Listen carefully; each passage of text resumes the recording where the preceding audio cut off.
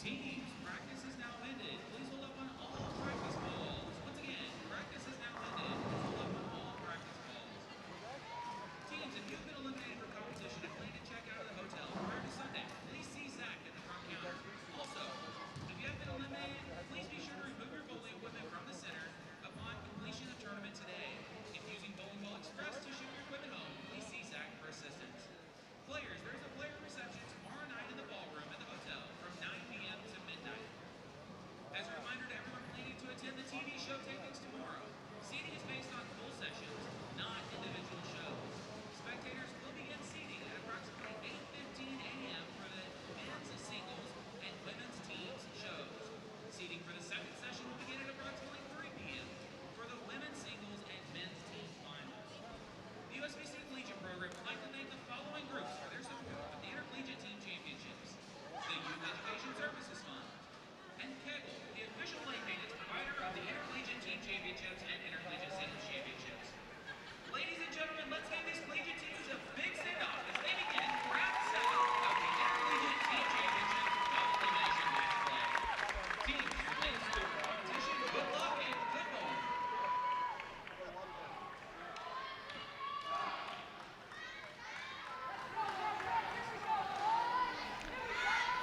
All right, folks, this is it. 2017 Intercollegiate Team Championships taking place at the Baton Rouge, or Raising Cane's River Center, excuse me, in Baton Rouge, Louisiana. Round 7, and if necessary, round 8. We're down to 4 teams in each of the men's and women's divisions. We're going to know our finalists here shortly, right here on Bowl TV. I'm Aaron Smith alongside Emil Williams Jr. We appreciate everyone's support throughout the week. And we're ready for one more round before we hand it over to the good folks at CBS Sports Network.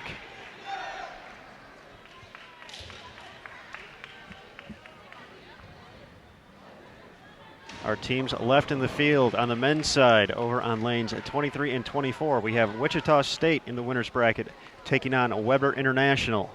On 27 and 28, to your left here on Bowl TV, undefeated McHenry, the defending champions, taking on Wisconsin Whitewater. On the women's side over on 33 and 34, we have McHenry, also undefeated, taking on Midland. And on 29 and 30, the Weber women, the defending champions, also undefeated, taking on Stephen F. Austin. The undefeated part is important because the teams that have not lost a match yet have to lose 2 in a row. So that's what the if necessary is all about for round 8. If one of the teams from the elimination bracket happens to win this best of 7 round to start things off, we're ready for 7 more. So we'll have the cameras up for all of it. So settle in. Baker Bowling at its finest. Get ready to cheer for your favorite team. Share it with other folks.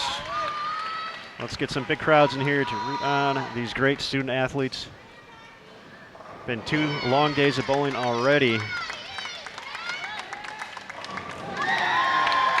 And we'll know our finalists. The televised finals being taped tomorrow, airing in May, CBS Sports Network.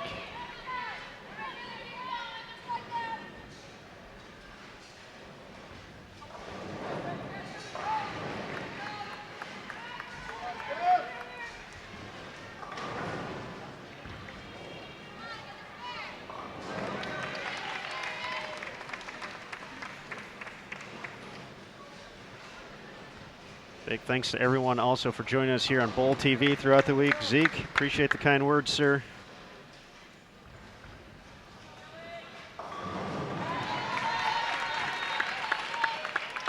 It's crazy that they pay us to have this much fun here on Bowl TV. So, not that I'm going to take any discounts anytime soon, but we have a good time back here as well, as we hope you've enjoyed it just as much as we have.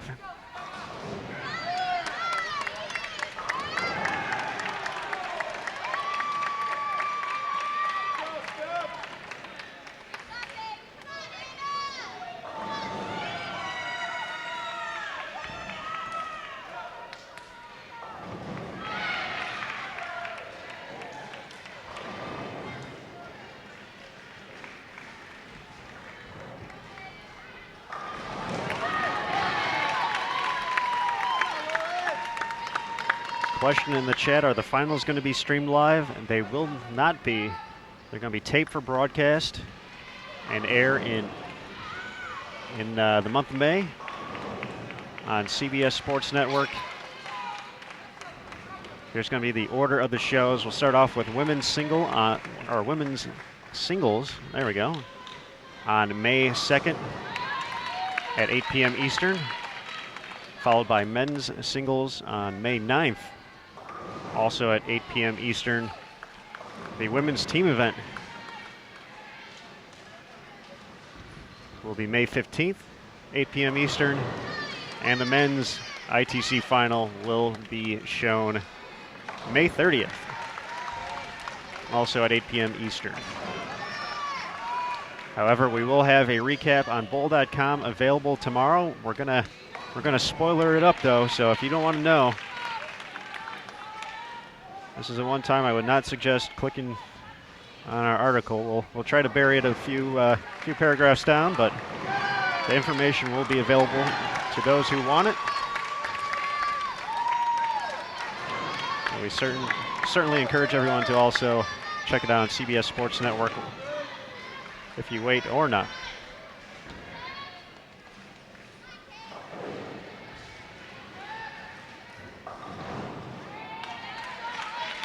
Lanes were reconditioned, back on the fresh.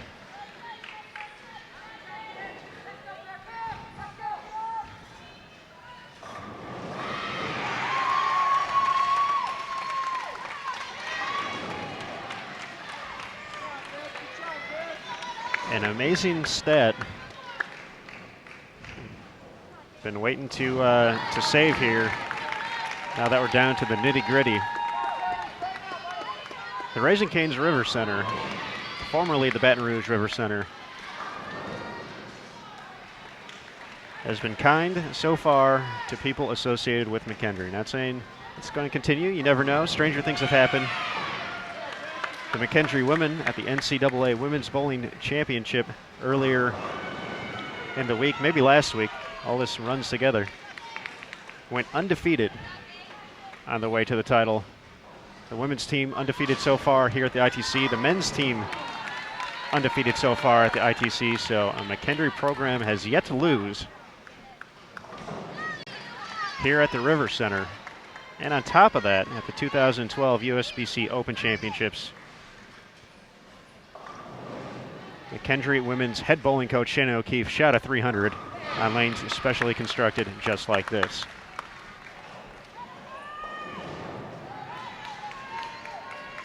So I'm just saying, Baton Rouge, McKendree, it's all been kind of kind to them over the past few weeks, over the years. Things have gone their way.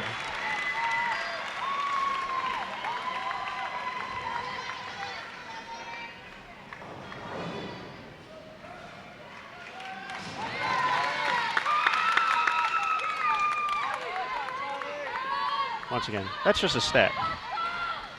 We'll leave it up to these great student athletes to decide it out on the lanes. Both of our defending champions still in the field, bowling on our featured pairs. Pretty crazy. It worked out like that.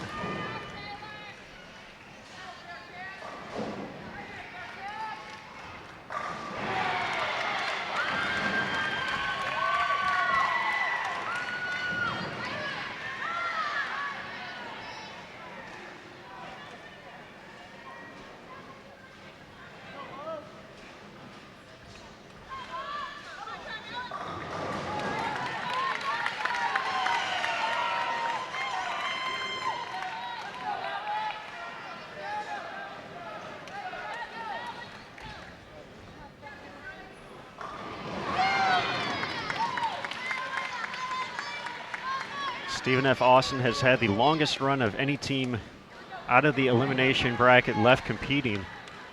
Lost their opening match and then went on a tear starting bright and early this morning, right around 8 a.m. local time here in Baton Rouge. Won their first few matches pretty handedly.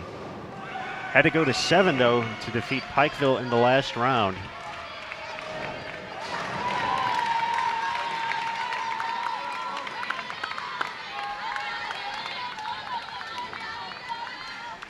The Midland women also a long road in the elimination bracket. They won their first match yesterday before losing, so they got to have the first round off this morning. Have won the rest of their matches to face off against McKendree. The only other team that lost yesterday was Weber International on the men's side. So this is actually a rematch between that second round matchup. We got to see it here live on Bowl TV.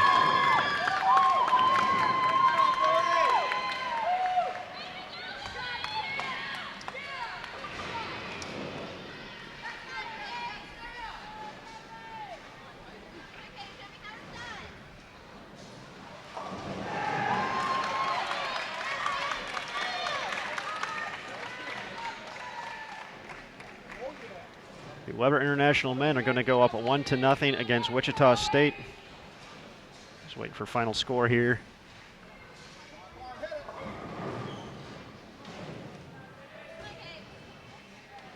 The Weber women will not match the feat, however. Stephen F. Austin, despite the open in the 10th frame, 199 will be enough.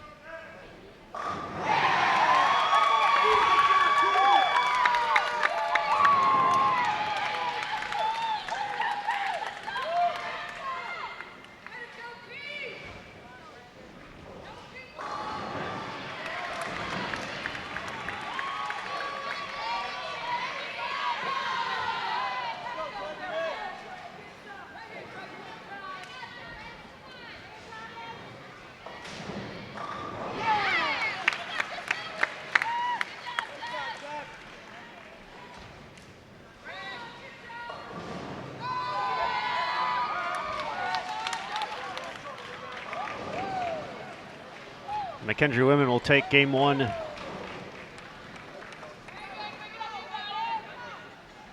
Against Midland. Midland had a chance to put some pressure on with a few strikes in the 10th. Did not get the first one. So the Bearcats up 1-0. Close match in between McKendree and Wisconsin Whitewater as we near the end.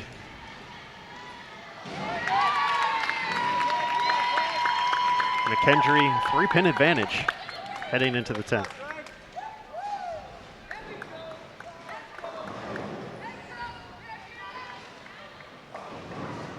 All-American Zach Wolfel comes in light, leaves a 2-8.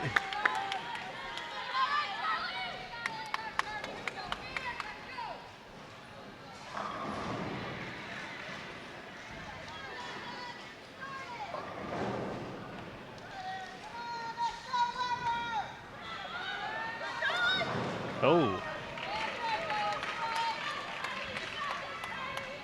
That brings the score in the 9th frame to a tie. Spare a little bit easier here for Whitewater. Gets back, covers it. Kendrick needs to match the effort. 2-4, 6-7, 10.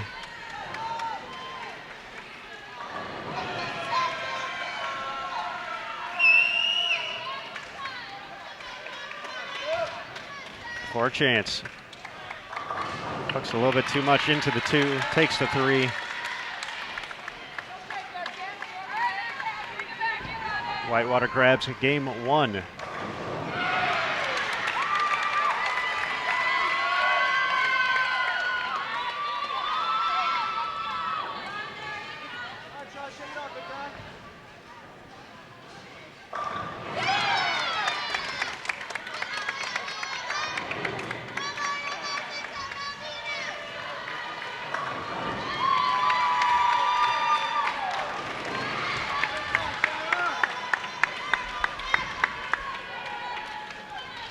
Going to say, Mr. Williams.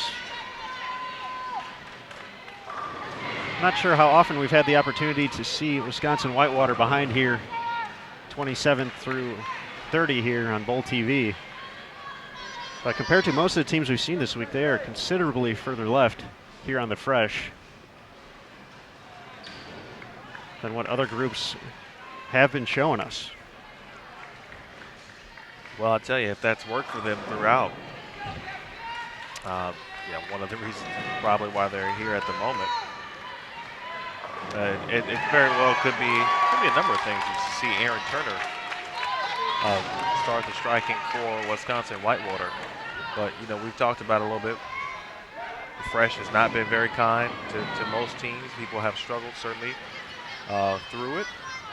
And perhaps Whitewater, throughout, of course, the event has said, hey, you know what? Why don't we try doing this on the Fresh instead and see if our luck will change. I'm not sure if they did that prior to, but they are considerably left, again, like you said, than anyone that we've seen, at least on the men's side, for sure. Whitewater did win its first 2 matches yesterday. That's Ryan Winters, freshman, making it 2 in a row right there. Talked a little bit about comfort zone earlier in the week, and maybe that's a situation where the pattern maybe seemed like at first that it wouldn't allow them to do that. You know, maybe you try to break something down toward the outside, but perhaps the pattern actually allowed them to get in their comfort zone early on, and it maybe took them a while to kind of realize that. Either way, they bowled very well to get to this point. I mean, this is the Final Four.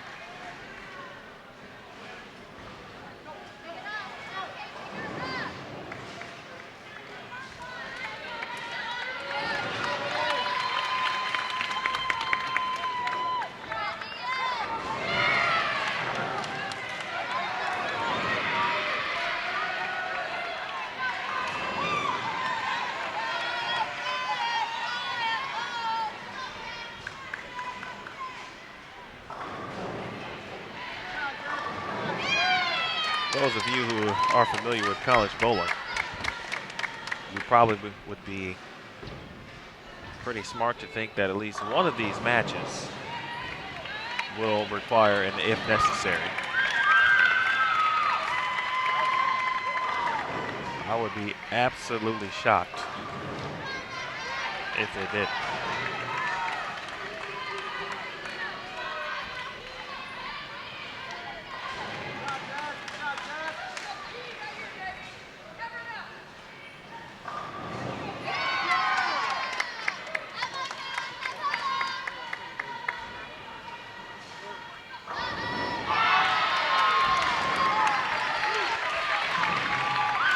Hanrahan strikes in the 8th frame for Wichita. They're trying to get on the board for the victory. They trail Weber 1-0.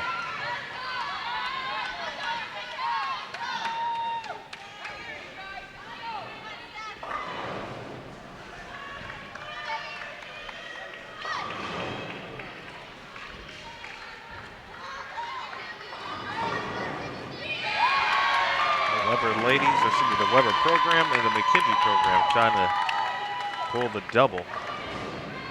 Both men and women winning national championships.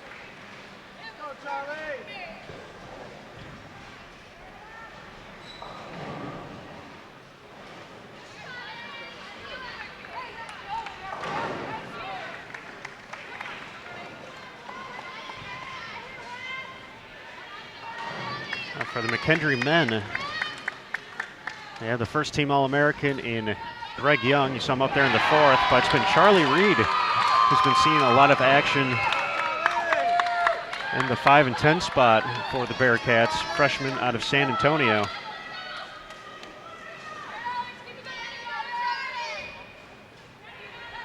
And he gets a hit there for a double.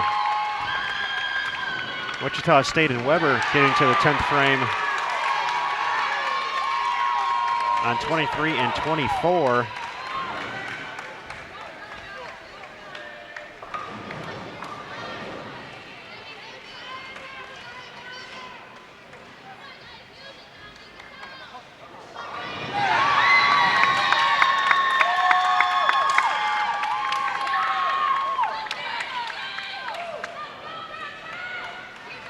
If the camera is happening to shake, that really is the move, or the ground moving beneath us here. We are in the bleachers here at the Raising Cane's River Center. These fans going wild here.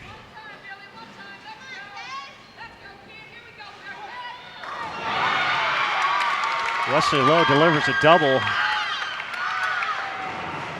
in the 10th. Wichita State can get to 180 with one more. Big washout conversion by Ramon Hilferink of Weber. They can get to 192.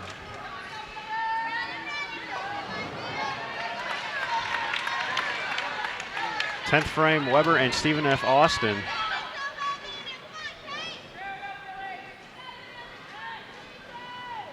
Stephen F. Austin already with a spare, can max out at 190. Mark would be enough for Weber. Wesley Lowe gets to 179.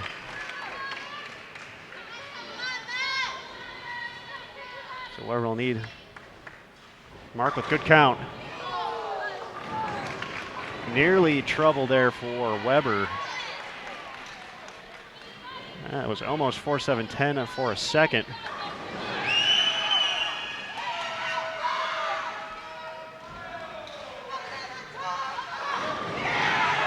Josh Pate from way downtown for Whitewater. Matt Russo delivered a strike to kick off the 10th for Weber. Just needs 8 pins and 2 shots.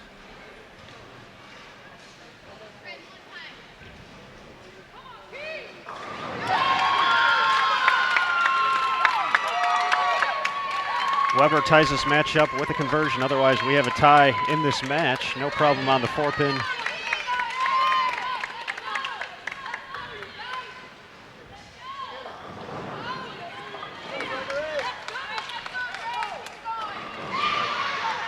Trouble in the 9th, big 4.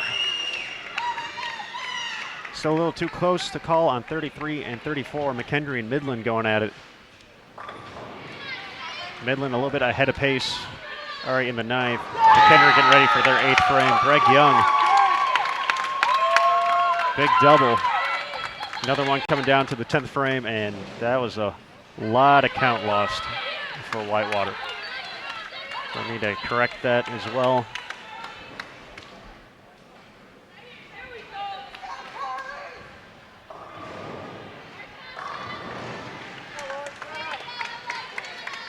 All right, Weber on the board. The Weber ladies, they get a 202-190 win.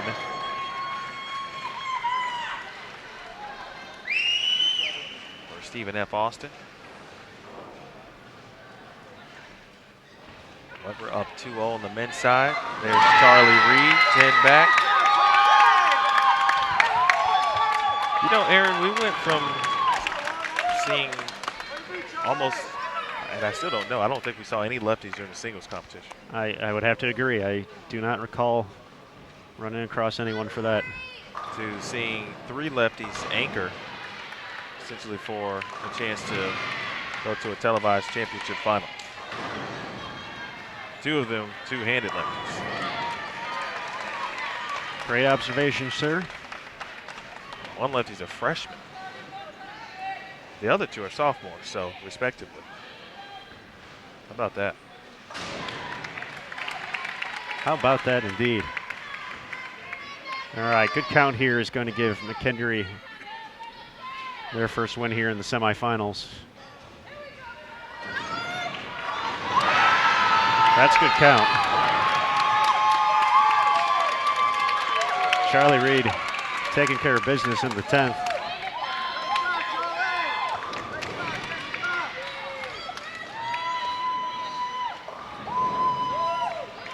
The McKendree women will have a chance to strike their first shot of the 10th. Midland are in the books at 182.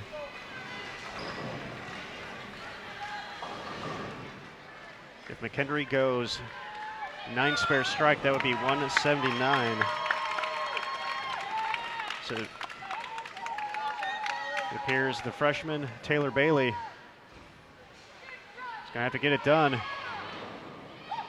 And based off that reaction, 7-pin didn't fall, so Midland's going to even that match up at 1 apiece.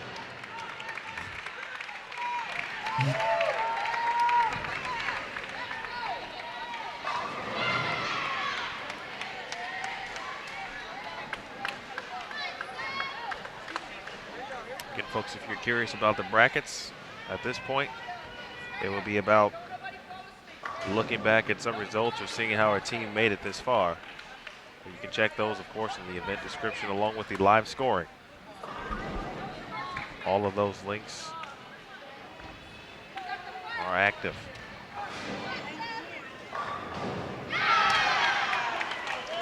Tip of the cap there, Aaron Turner. Tipping out the 10. Kickoff game 3 for Wisconsin Whitewater. Their head coach, Sean Walkner, earned the Coach of the Year award just a few nights ago at the Night of Champions banquet.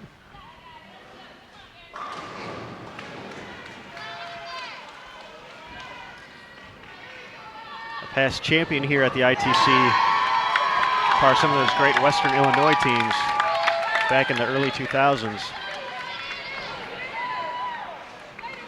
Sean knows what's happening. He knows all about college bowling. He is dedicated almost a great portion of his life to not only this sport, but this level.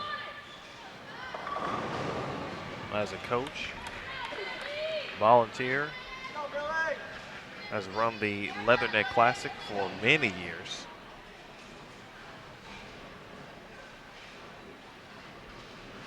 I believe also helps run, if he doesn't run the completely, the Collegiate Club Championship.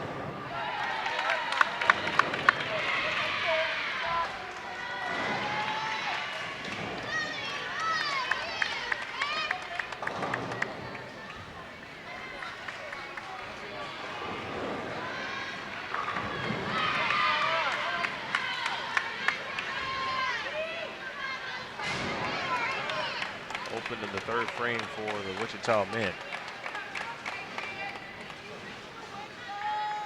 The Wichita lineup, for those curious: Brandon Biondo, Thomas Peters, Mitch Houpe, Patrick Hanrahan, and Wesley Lowe.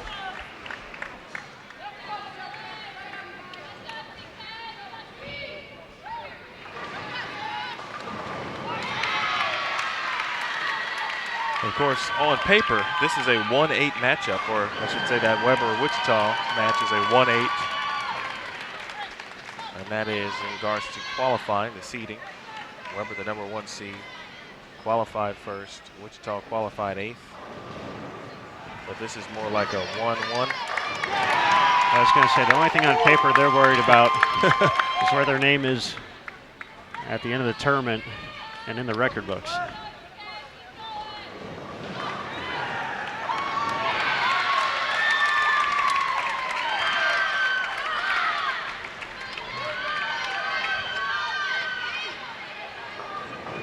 Nice shot there from Chris Wiley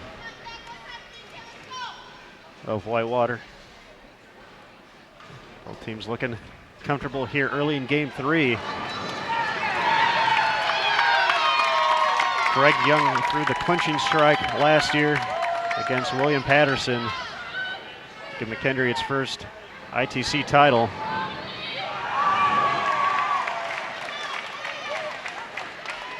Hit him thin, watch him spin.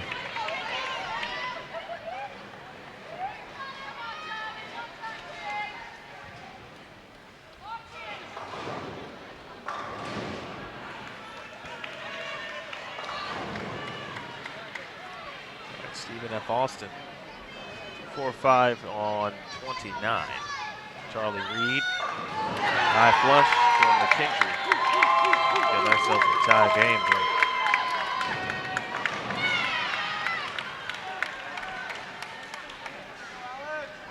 Like that enthusiasm right there on that 2-4-5 conversion of Stephen F. Austin. Well, that one's pretty close right now. Open in the 6th, the 4-7-10 from the Lady Jacks. Gonna let Weber make it pretty close here. As they head into the back half.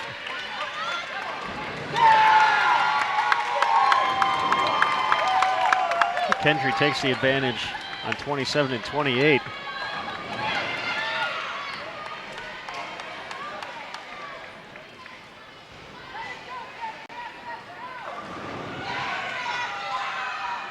Nice shot from Alex Margin.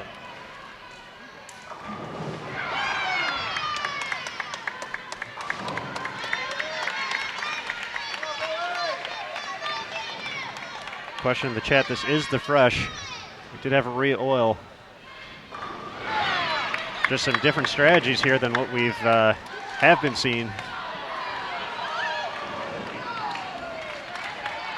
Tough break there for Billy Goodman. Runs a tad high, pays the ultimate penalty.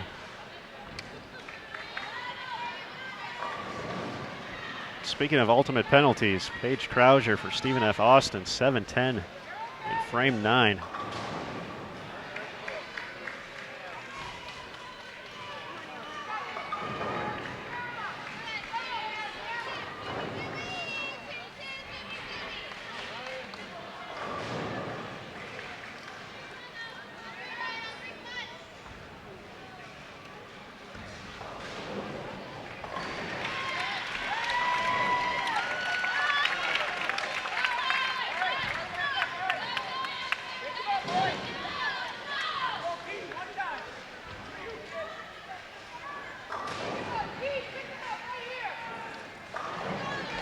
Very good spare for Anna Anderson.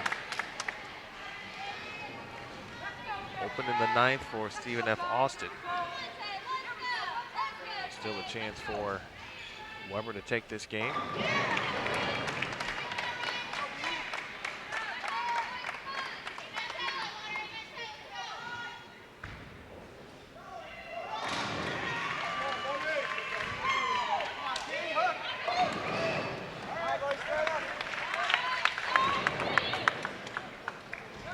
Brian Halen there for McKendry, new member of Junior Team USA in 2017.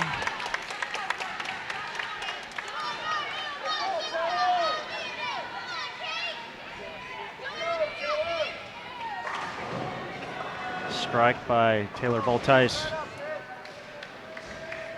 Puts Weber in a position to lock this one up, go up 2-1.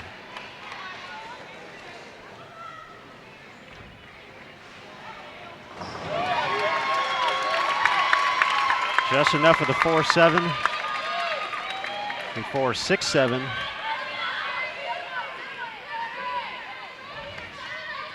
From Whitewater in the 8th. They put McKendry in another favorable position here.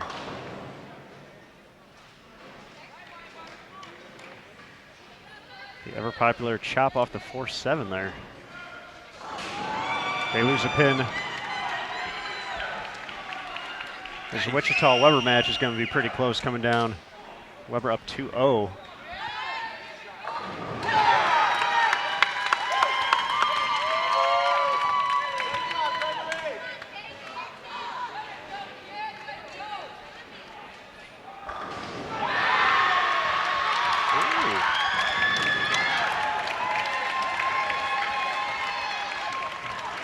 16 pins, the difference. This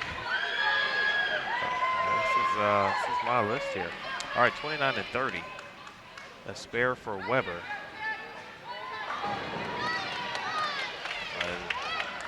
So they'll just need 3 pins on the fill.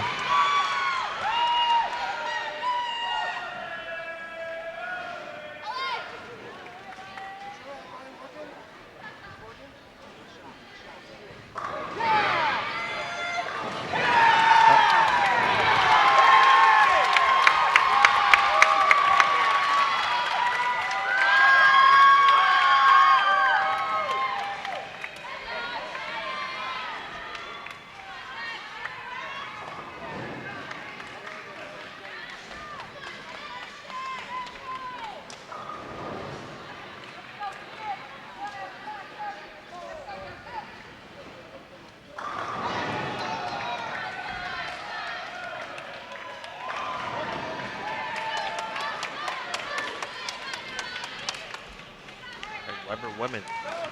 2-1.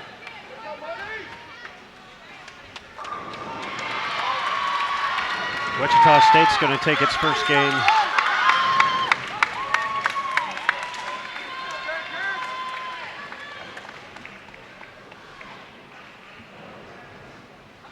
Wesley Lowe delivering a double in the 10th. You see the gigantic camera there. Those guys, they're working for CBS Sports Network. They're preparing for tomorrow's show, getting you some behind-the-scenes stuff.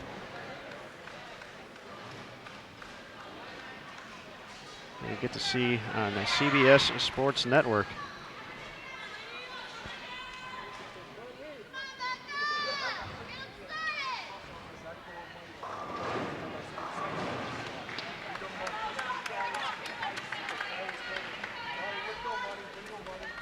Another close game between McKendree and Midland on the women's side. Let's switch over there as we wrap up this game.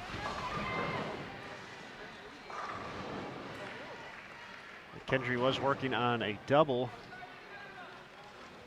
before that shot got a little left to target.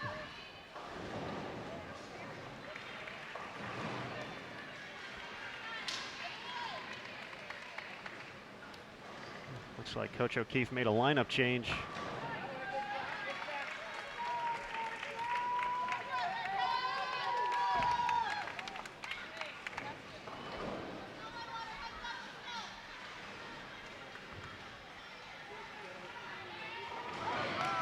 The conversion will give McKendree a 7-pin advantage heading into the 10th. Midland also executes their spare attempt in the 9th. Piece of cake.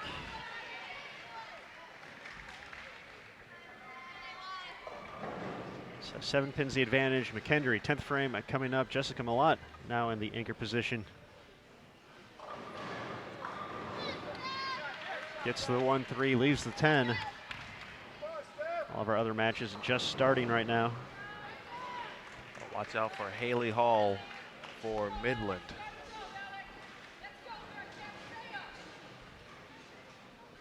Haley has been very good in the anchor position. By the time a cross is over. So still up to McKendree to pick up the spare here. Textbook, 3 pins to shut out. A good shot for Alex Martin for McKendree men.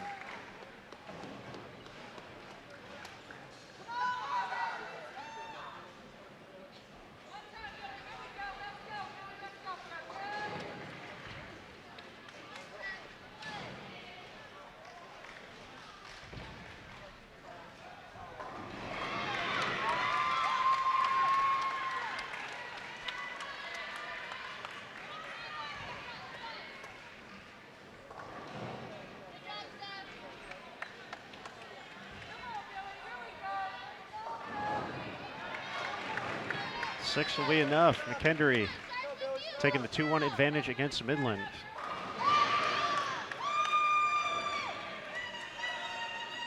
Let's take a live look in at our other non-featured match.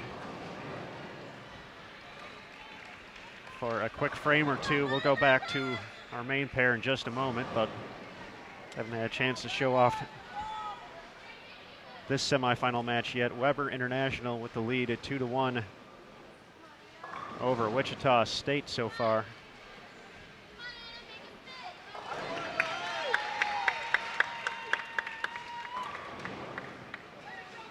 That was the 3rd frame for Weber. They had an open in the first, strike in the second, and that 7-pin in the 3rd. Wichita State's clean so far, no strikes yet for the Shockers.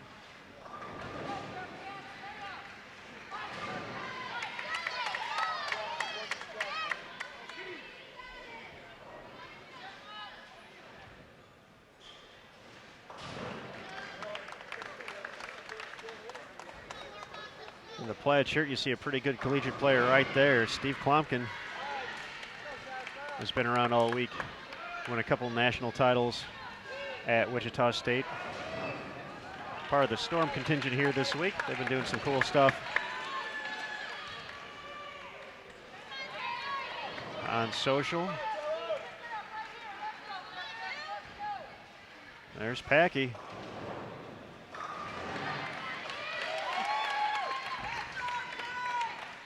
Leaves the 3-pin. Oh, man. What a name that is. You can't get over that, can you? I can't. That's why I like it so much.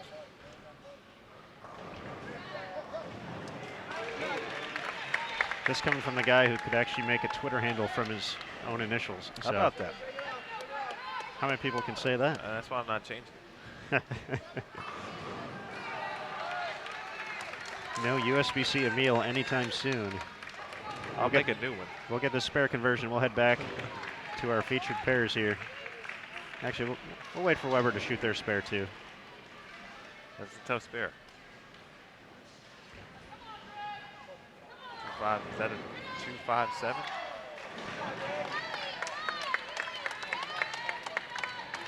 Wichita State with the advantage by 9 already in this match.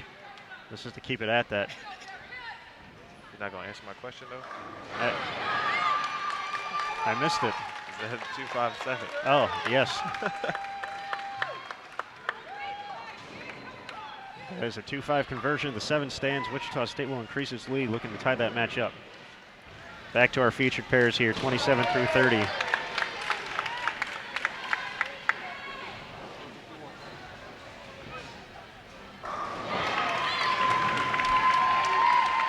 Stephen F. Austin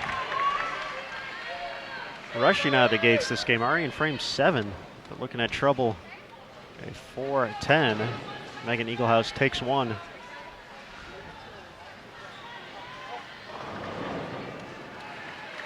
So Weber has a few frames to see what they need to do.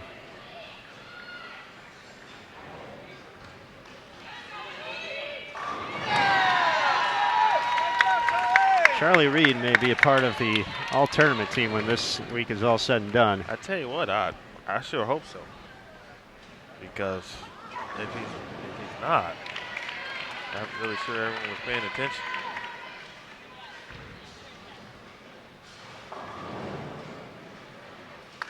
Trouble in the 6th. Big 4 for Whitewater. Ends a run of 3 consecutive strikes. Weber can just spare the next few frames to move into the lead. Obviously, they'll want to do a little bit more than that. Alex Martin again. Keeping up Austin a few frames ahead of the Weber women on 29 and 30. Kendry and Midland just entering the 4th frame.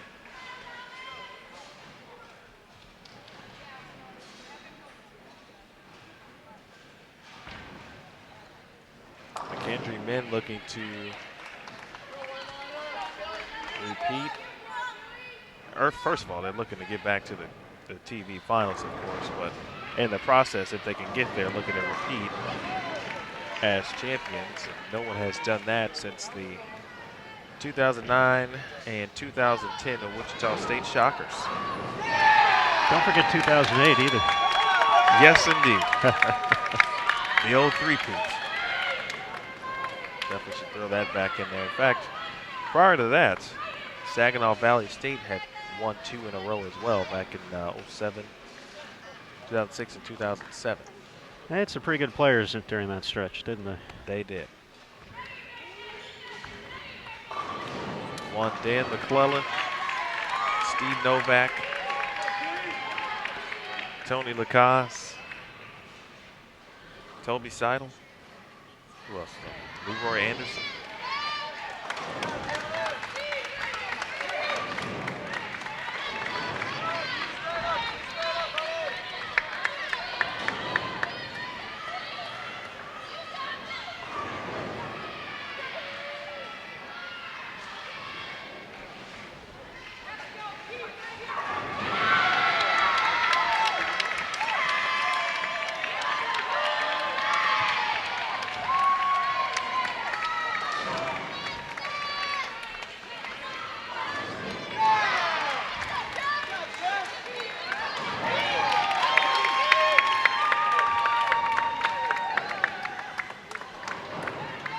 Some struggles for the Weber men in game 4.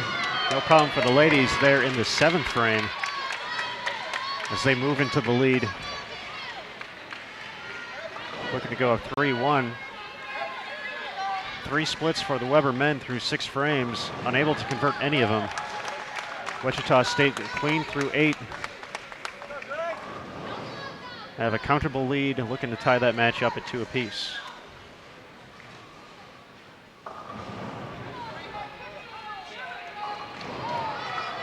That could be trouble. Greg Young, 4-6 in the 9th. This is Chris Wiley. Big double. Splitting the 8-9.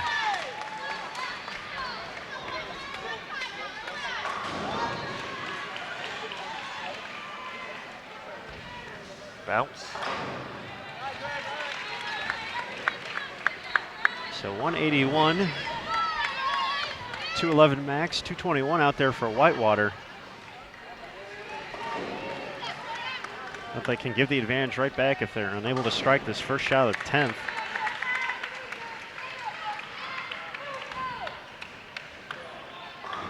Oh.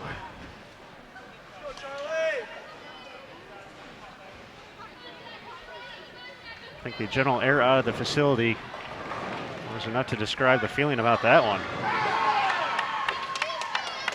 It's a big game for Whitewater. A lot different being 2-2 as opposed to being down 3-1. You got that gentleman over on the other side. The way he's been throwing the ball this week.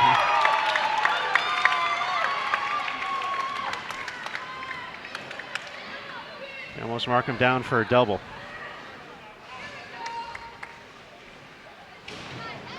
Run at it.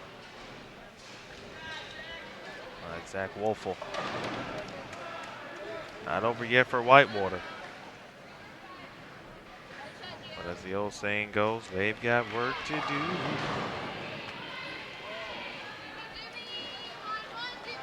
Is it an old saying if you sing it?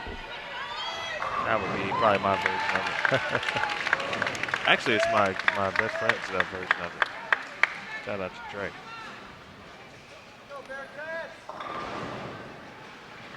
Kind of important here for Stephen F. Austin. 161, enough to put a little bit of pressure on Weber International. They now need the spare.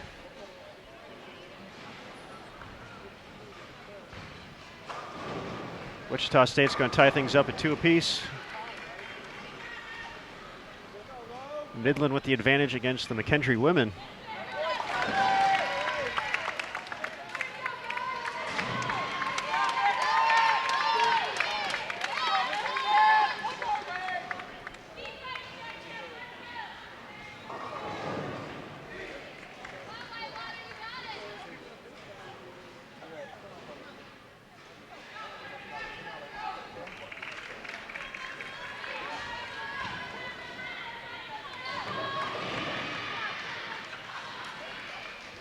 Since all of our other matches are essentially transitioning to the next game, let's go to McKendree and Midland.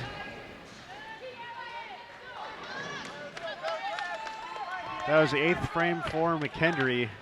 Find themselves down 21. Midland has already spared in the 9th frame. McKendree has yet to bowl in the 9th. And Midland wants to wrap this up and make this 2 apiece. They're stepping up for their 10th already.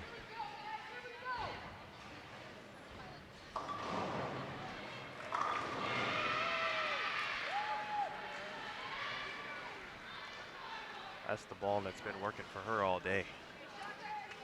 I don't know what it is, but it strikes. It's a good one.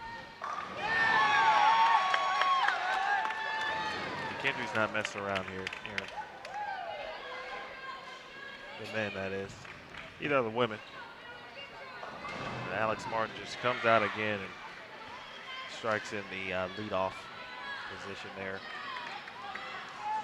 There's definitely a different dynamic to this group compared to last year. Riley Smith, senior on that team, a few seniors on that team, as Midland's going to make it 2 games apiece.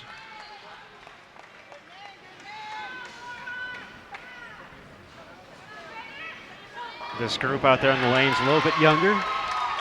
Got some of the guys from that championship team.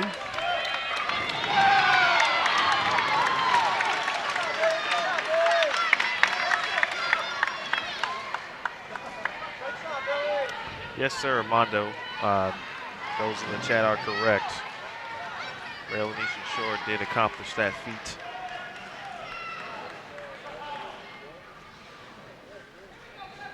As far as any women's team, NCAA squad won both NCAA and an ITC title in the same year. But the ladies out with an early double.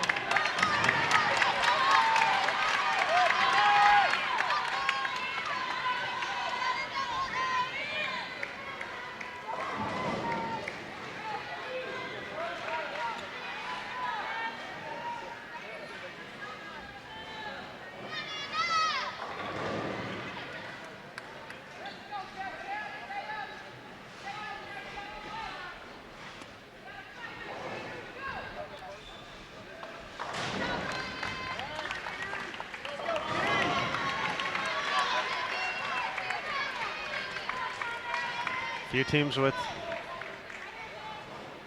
their backs against the wall. Both Stephen F. Austin and Wisconsin Whitewater coming out of the elimination bracket. So they need to find a way to win these next three. Otherwise, we'll know two of our teams making it to CBS Sports Network.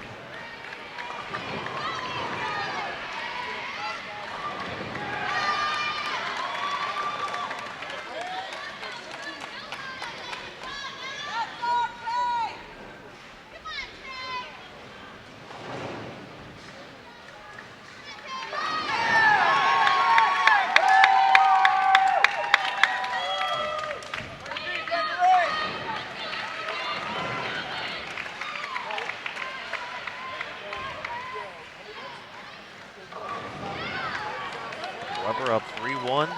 The ladies.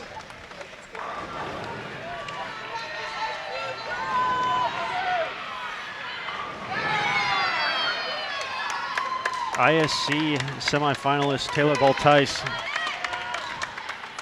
It's fun to watch her on the show last year. She's looking for 2 shows tomorrow.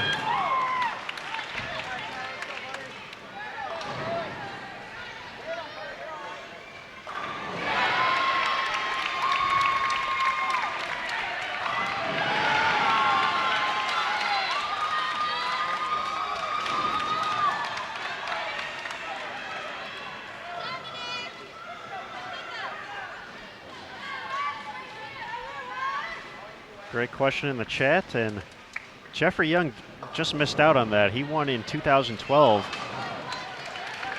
but was a part of that team in 2010 that won.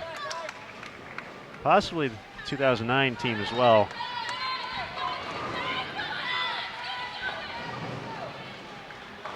Definitely some possibilities here this week.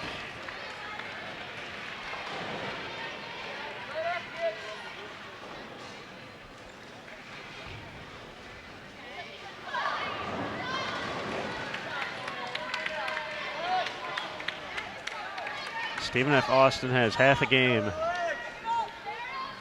to continue this amazing run they put on today.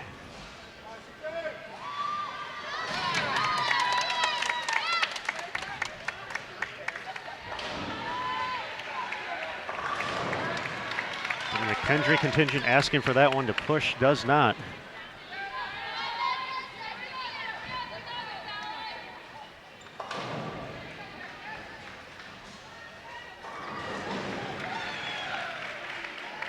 Stephen F. Austin down 44 after 4 frames. Their standout Stephanie Schwartz needs to get it going here.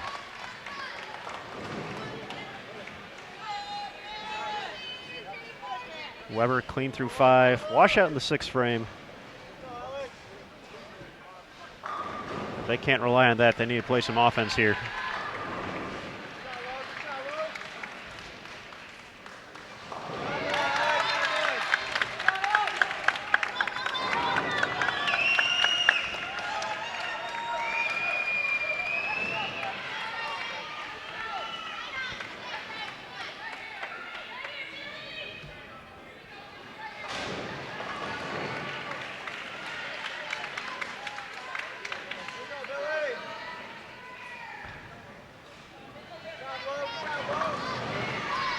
Big time shot, Stephanie Schwartz needs to turn that momentum around.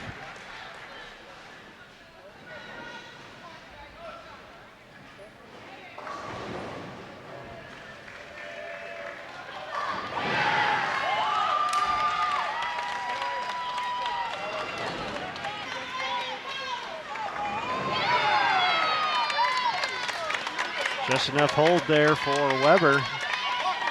Bounce back nicely after the open in the 6th. Billy Goodman from way downtown. But Whitewater up 25.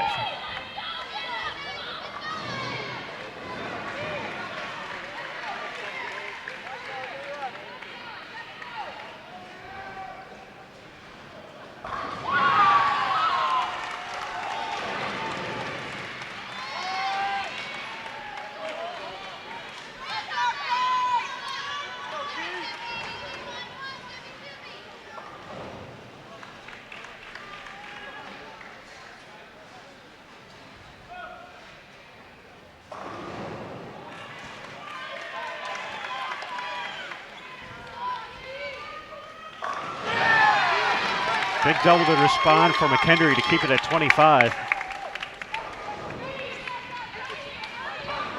Keeping the Warhawks honest here, keeping the pressure on.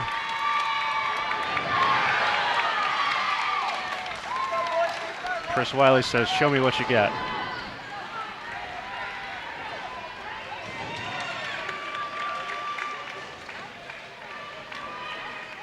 Now Austin's got to get on the strike train. They're into the 7th. I'll have a substitute here as well. Here's Greg Young from McKendry. Like clockwork. Probably throw one bad shot this match.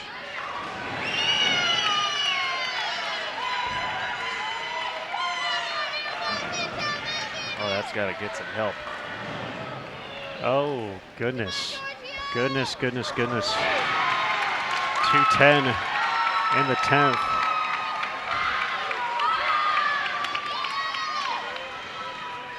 The freshman who's shown the moxie this whole match. Listen, Charlie Reed has been money in the bank.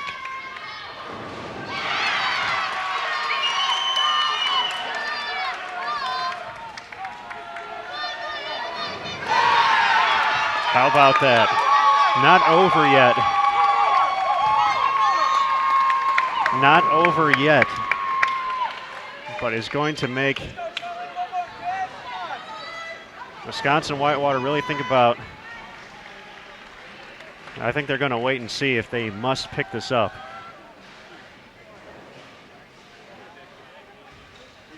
Nine spare here would be 221. They would just need one pin then.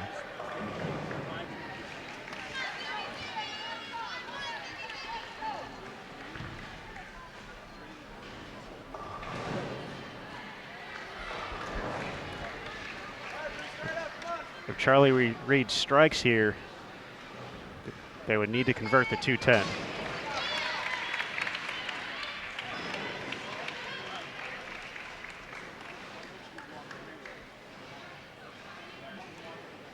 For McKendry, is this a return trip? Leaves the 7. Can pick it up to force Wisconsin to get one here.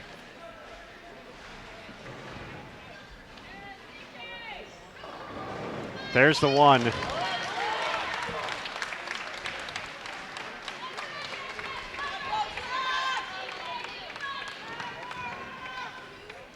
Wow. Wow, indeed. Speaking of wow, we'll go to another one here. Weber on the cusp of going back to TV.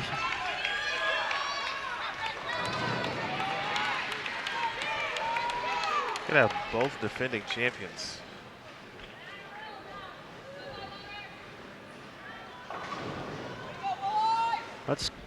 Who was that? That was Weber has a chance to make this game 3-2.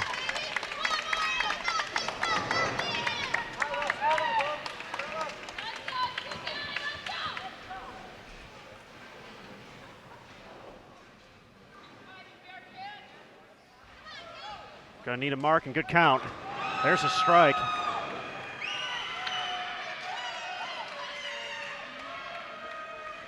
We'll just need 5 pins and 2 shots now for Weber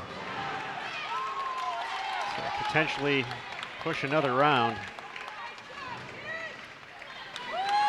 Switch back to our featured pairs.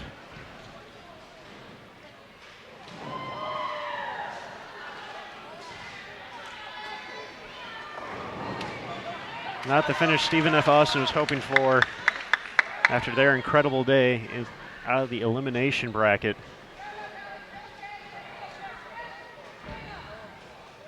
Those ladies are going to get a well-deserved round of applause soon.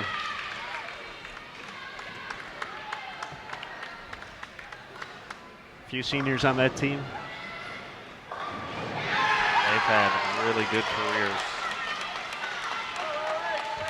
which includes a national championship at the NCAA level and several appearances here at the ITCs. Meanwhile, that belongs to Weber. Another example of don't let the seed fool you. The 7th seed, they struggled during qualifying, made up some ground toward the end of the day,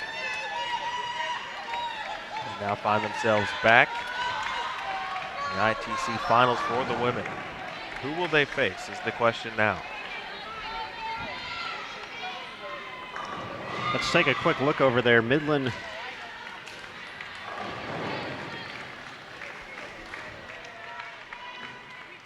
in position to collect another win as we are just starting our other matches. Midland will do so. Haley Hall. Talk about that all-tournament team. It's a name we've been talking about a lot.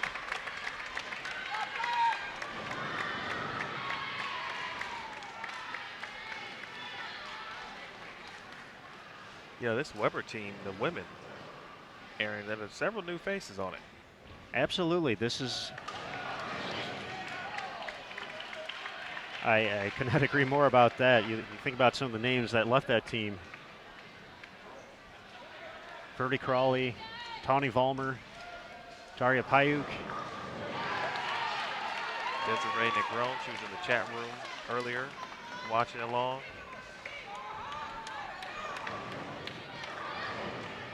So Midland's going to take the 3-2 advantage in that match. Midland coming out of the elimination bracket. Wow.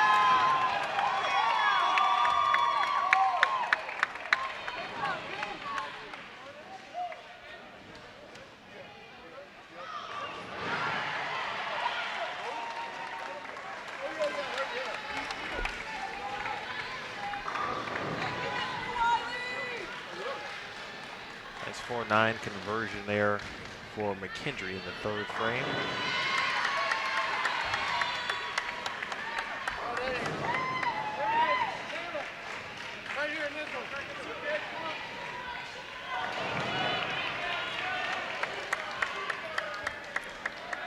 Weber waving to the folks back home. We know Taylor's mom is tuning in, watching.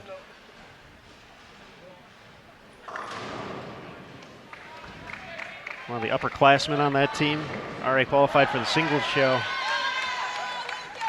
She'll have a busy day tomorrow here on the lanes at the River Center.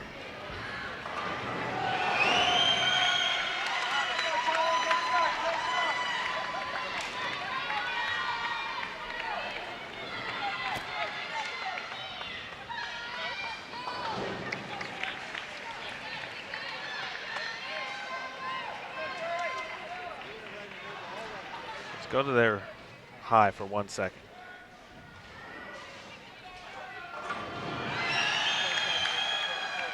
They had a written message for someone that probably didn't make TV. Or excuse me, make the stream.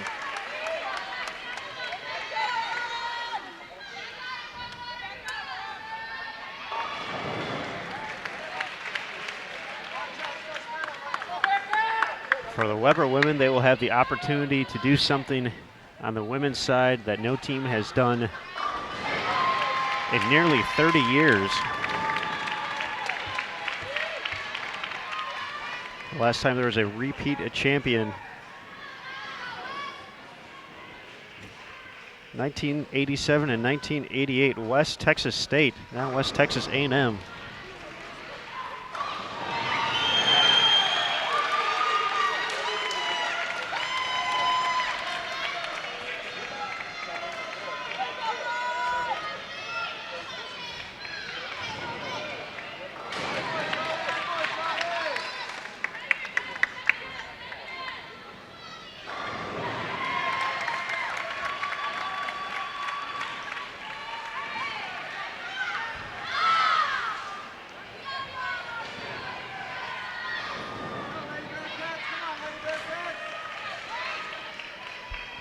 Still an open frame in the second. McKendree starts with an open frame on the women's side.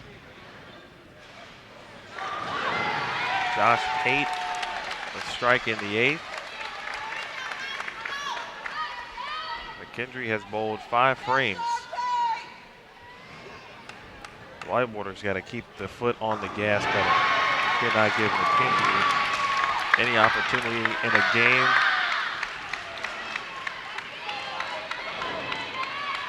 that you can essentially put away in frames 9 and 10.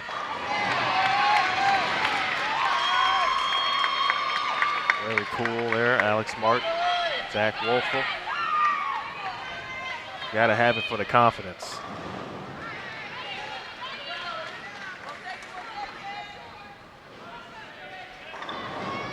Wolfel now in the 4-hole. I was going to say, notice that change. Put together a fantastic campaign here in 2016, 2017. Earn our first team All-American status. I'm telling you, man, here they come.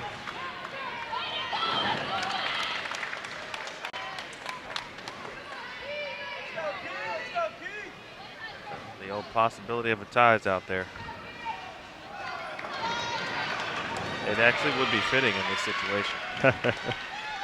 These two teams, the way this match has gone. Weber up 3-2 on Wichita. There's one more for McKendree. Brian Halen delivering.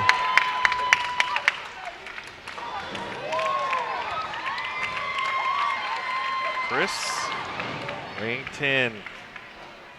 Good shots. So been throwing some great shots there. Man, wow. Greg Young and Charlie Reed will have a chance to send McKendree back to television.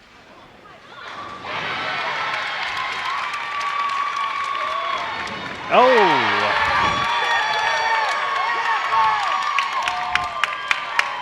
9-pin up there for just a second. Made quick work of that, though.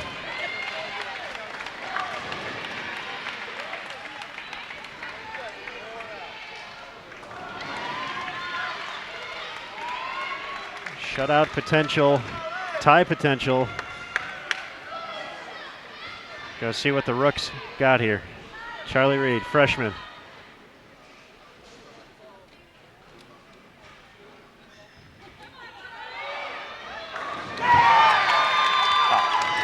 Not over yet. Not over yet. Still a possibility of a tie. Chris needs a strike here. If Whitewater strikes, Charlie Reed goes 9 spare. That's a tie. A tie at 223.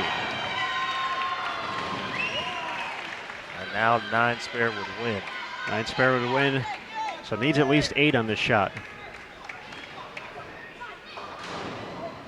Trouble for Wichita State in the 9th frame. May have to go there in a second. Big 4. in the 9th. To head back to TV. Oh! Spinning, nothing hitting it. Needs to make it the spare now. That could have easily been 6-7.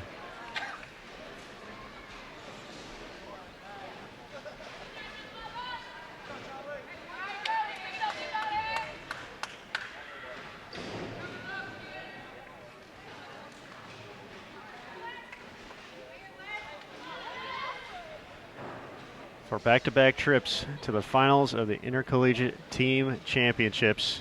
Needs the spare. That's it. The McKendree Bearcats return to the ITC. Will have the opportunity to defend their title, eliminating Wisconsin Whitewater 4-2.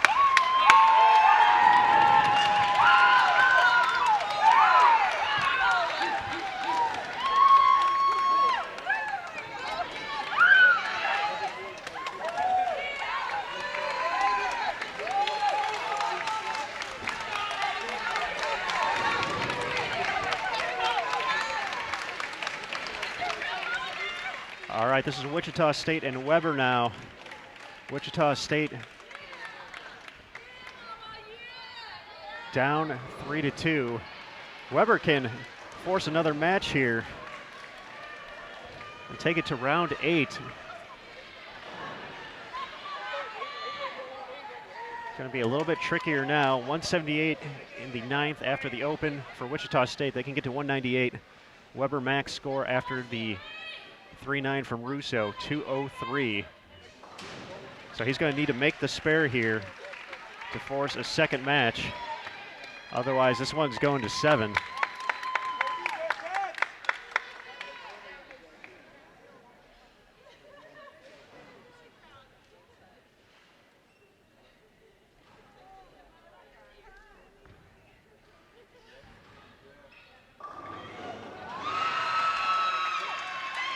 Cool, calm, collected on the spare.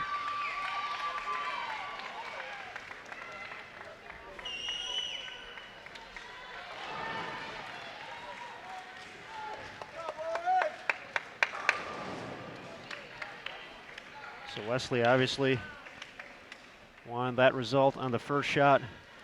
198. Russo will just need 6.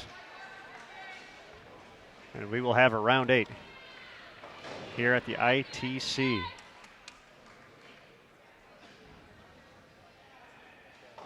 Oh, making it slightly scary. 201 to 198 though. Weber's going to force a second match.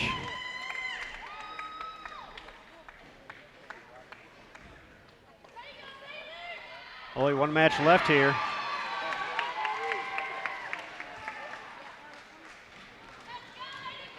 McKendree in great position to force a game 7.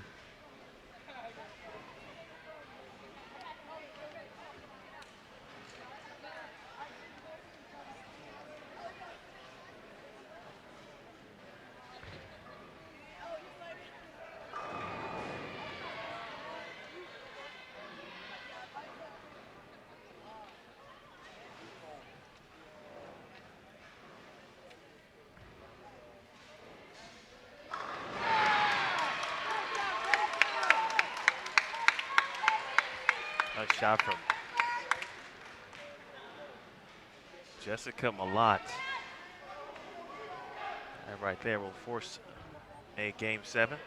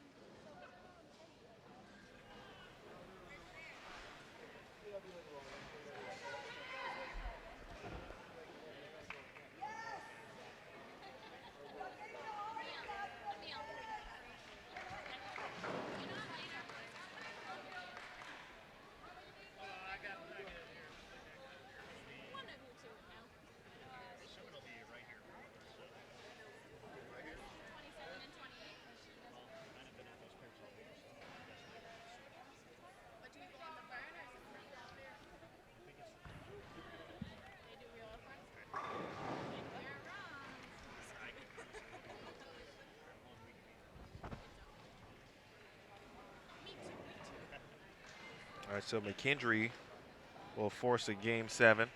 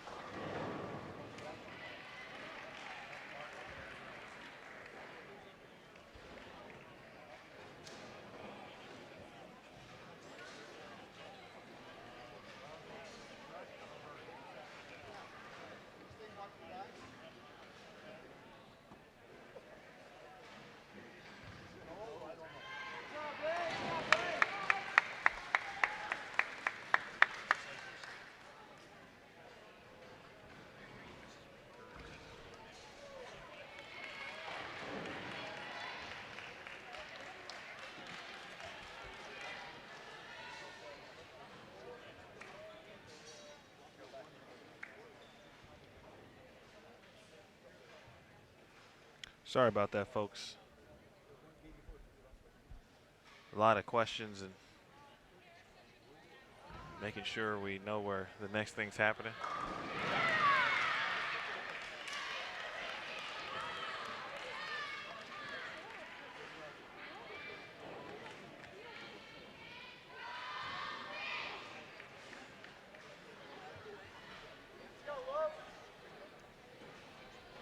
The Weber Wichita State mat will move to 27 and 28.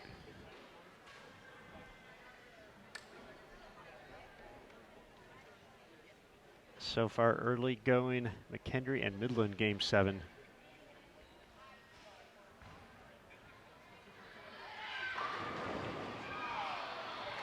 There's a wobbly 10-pin for Lauren Pate.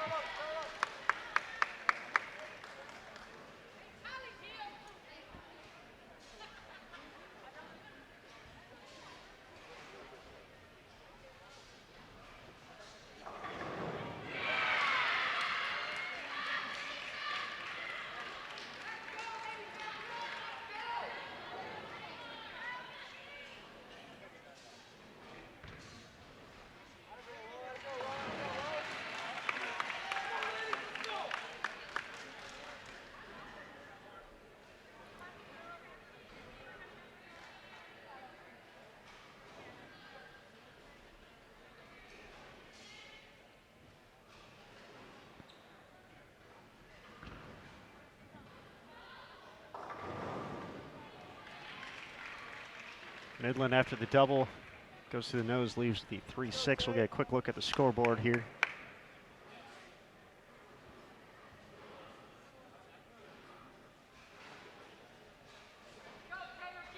Once again, McKendree in the winner's bracket.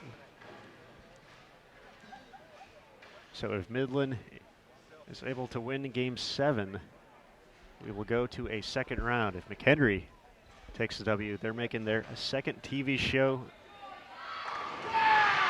in as many weeks here in Baton Rouge after winning the 2017 NCAA Championships.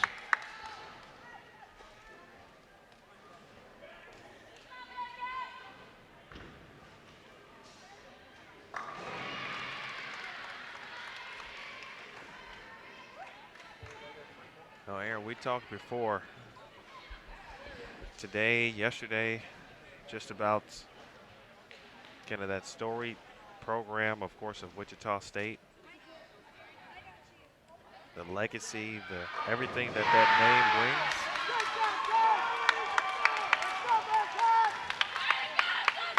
Weber has come along and in a very short time have really placed themselves in the category of the best program in the country.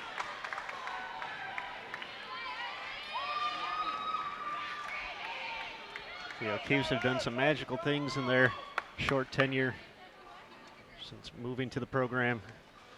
A pair of third places last year for the women in the NCAA and ITCs. The men won. Women win the NCAA this year. Men are back in the finals.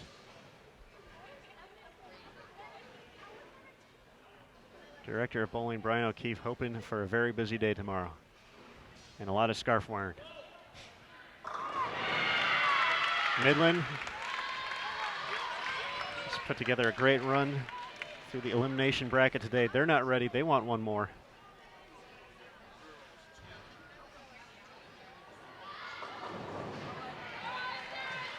Almost big trouble there in the 6 for Sarah Willie. Just the 4-7 stands. They will be moving to 27-8 for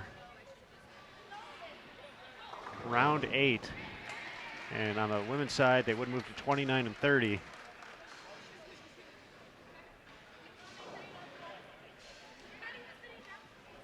So we will have both of those matches, if necessary, one of them for sure, here on Bowl TV.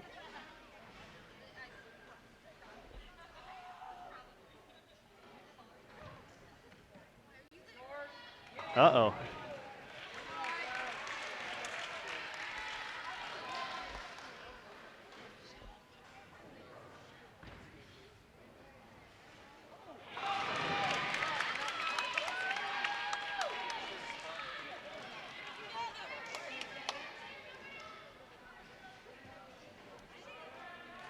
One pin advantage to the Warriors. Here is Brianna Clemmer.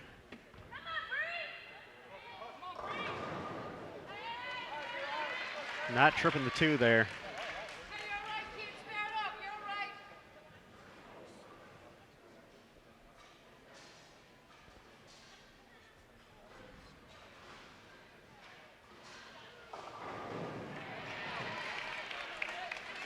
Almost a split there for Midland, just the 3-6-10. Still not remotely fun to shoot at all in such a situation.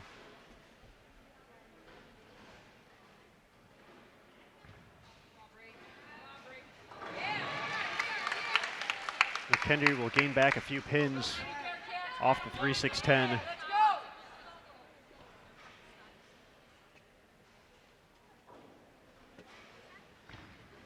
Be down 18 with the conversion. That looks good.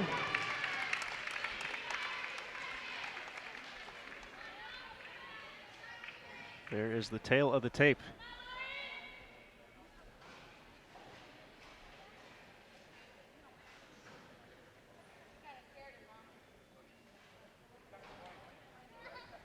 Eighth frame for McHenry.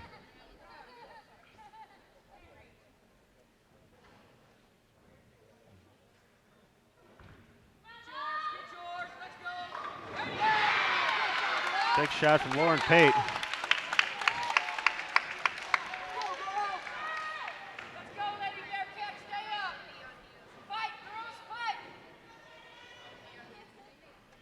Can turn the lead into less than 10 with a double. And after flirting with disaster on that last shot, 6-7-10 in the ninth.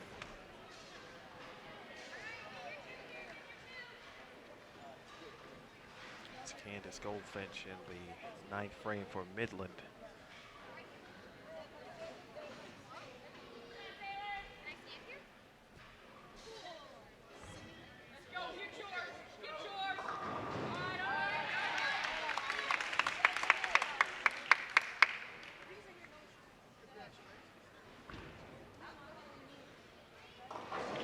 Midland takes the 2. They can get to 209 max score now. It's going to be a 4-pin match heading into the 10th with a conversion.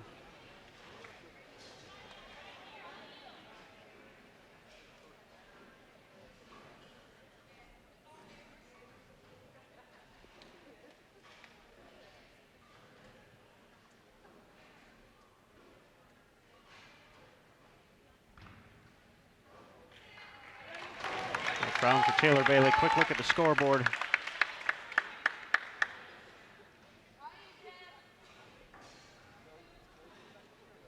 Tenth frame for Midland, kicking things off. Looked pretty good. 4-pin standing. Drops the max down to 199. McHenry can double in the 10th to join the men's team in the finals. There's one.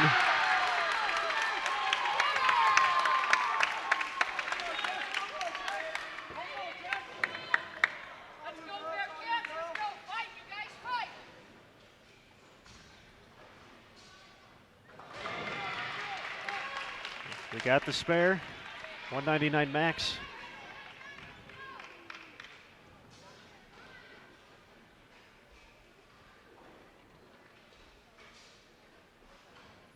Game 7, what more could you ask for? Round 8 coming up next between Wichita State and Weber. Will we need another one? Strike to go to TV. Crosses over. Leaves the 6. Just count now for Midland. 7 pins to force an 8th round. That's enough.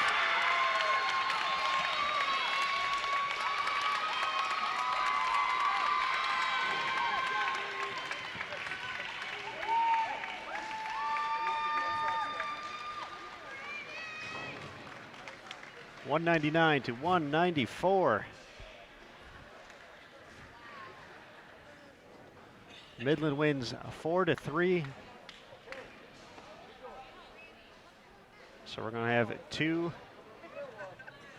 semifinal matches coming up. Round 8. If necessary, always necessary.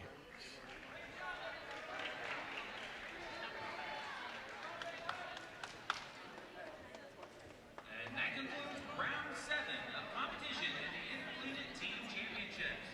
Folks, please stick around. We do have a round 8 coming up to determine your final teams advancing to the TV show tomorrow will be.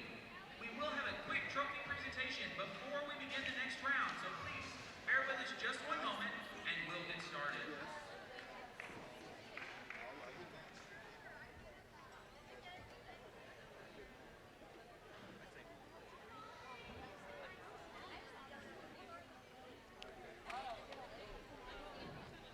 So it looks like we're going to have a quick trophy presentation prior to starting up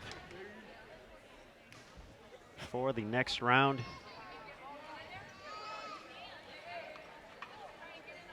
Great point there, Andrew. That is the first loss for either McHenry program inside this building. A loss at the right time. Bearcats can advance to another championship round. Midland doing the work to force a second one. They want to party on TV too. Face off against defending champion Weber International.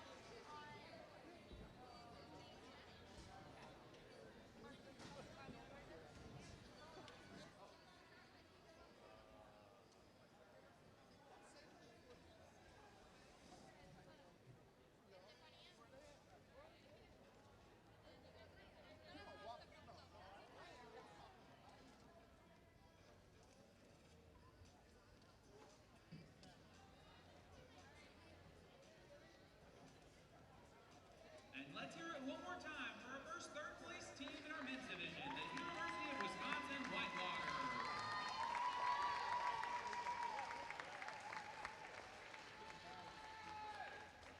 With both of those matches completed, we would also like to announce our first teams advancing to tomorrow's TV final. In our women's division, our number 7 seed, returning to defend their title from last year, Weber International University.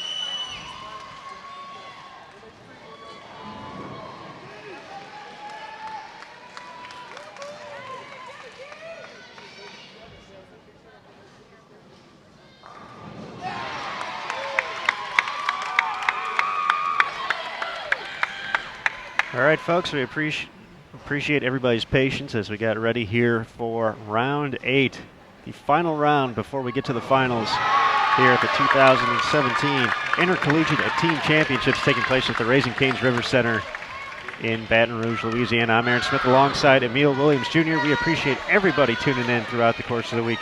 You guys are the best. Thanks for keeping us company. We're down to 4 teams, 2 on each side. We already know 2 of our teams in the finals. On the men's side, the McKendree Bearcats make a return trip after winning in 2016. Same can be said on the women's side. Weber International looking for its 4th and 2nd consecutive ITC championship. Who's going to join them? We're going to find out here within the next 7 games, possibly less, as Wichita State and Weber face off once again, as well as McKendree and Midland.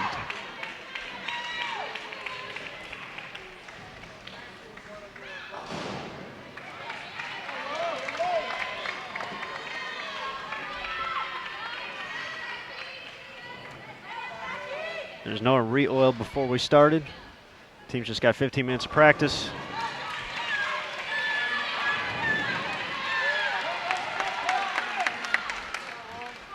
So we'll get to see the resiliency of these teams. For McKendree and Wichita State, just handed their first loss, but due to the true double elimination format leading up to the finals, they have an opportunity to make up for it. For Weber International and Midland, both teams got knocked out in the 2nd round to receive their first loss. They've been undefeated since. They need 1 more win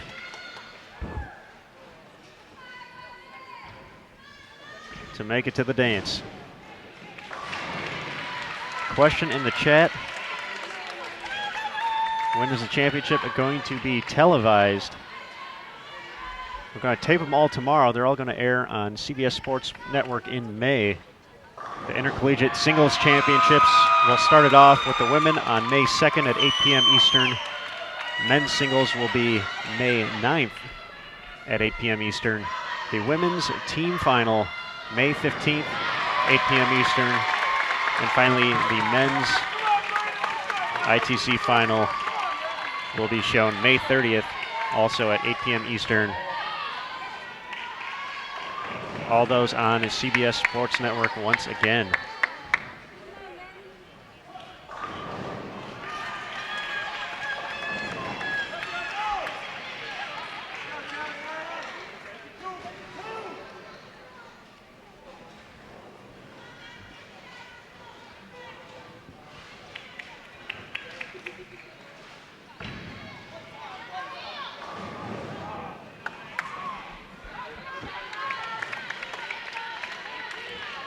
Best part right here, Aaron. Doesn't get better than this. Part of it is the run out situation, because there's going to be some walking out, especially between Weber and Wichita. You would never have done such a thing, would you? I absolutely did it. Not intentionally. Sometimes you're just in the moment and in the zone.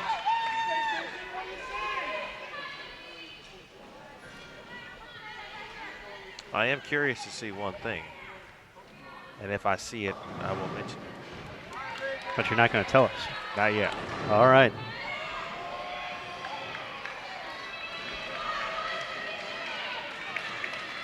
Leaving us in suspense, as always.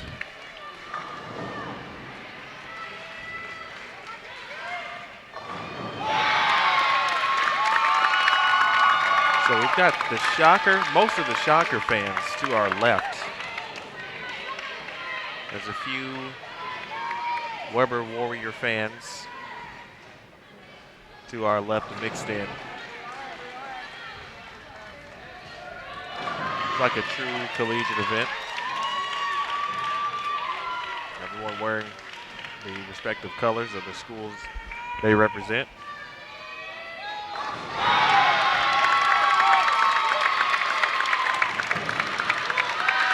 I think the pattern certainly is broken down into something that all these players have seen a lot of. And so comfort shouldn't be a problem for either team, being able to play in. You still see Weber going what looks to be urethane for the most part. Not as far left as Wichita State, and of course take into account the lefties on the squads for both. Here's one for Wichita State. Whoa. Yeah, Packy doesn't play around. That was a stare down over there at Weber. He did it last match too.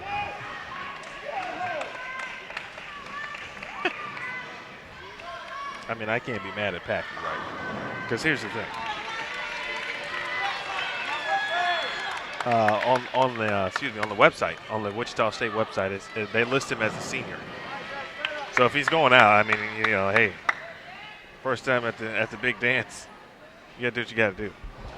Gotta do what you gotta do. Best nickname in the game.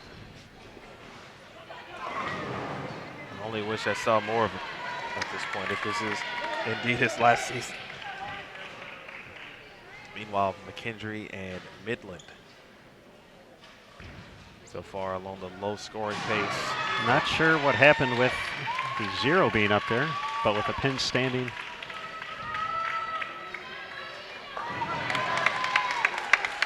For McKendree, you might say this is the first adversity they've seen. Oh, look out.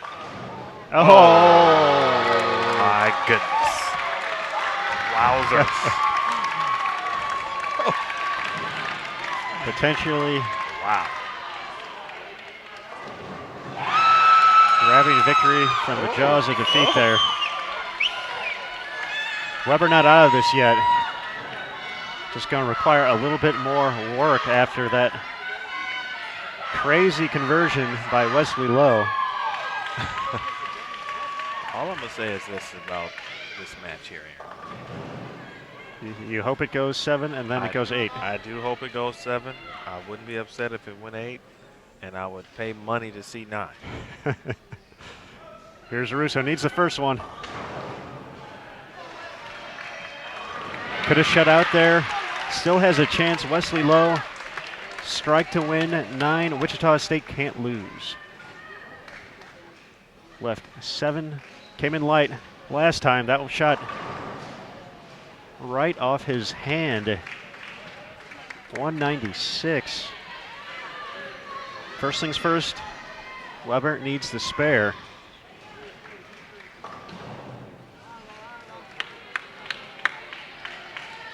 It's up to the moxie of Russo. Open in the 8th for McKendree. Midland can put its footprint on game 1 here with a strike in the 9th. Wheelan, dealing. Candace Goldfinch. Warriors have the momentum right now.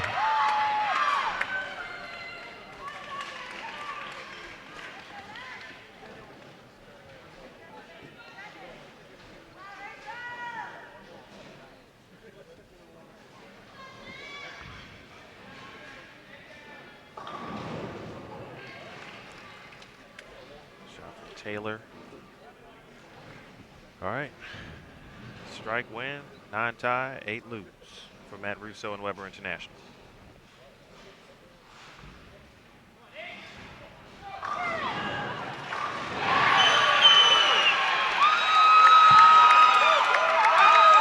I like how Matt Russo just kind of walked off a little bit. Didn't really get too emotional at all. He gave no love to the teammates after that.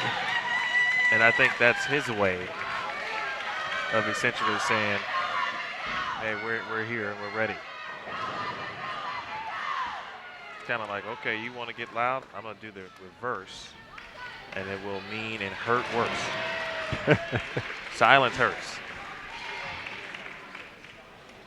Why are you so cold, Russo? So cold. Sorry for just not looking at the chat, standing up. My apologies, see if we've got any questions. Looks like everyone's answering each other's questions, so I appreciate that. That's teamwork right there.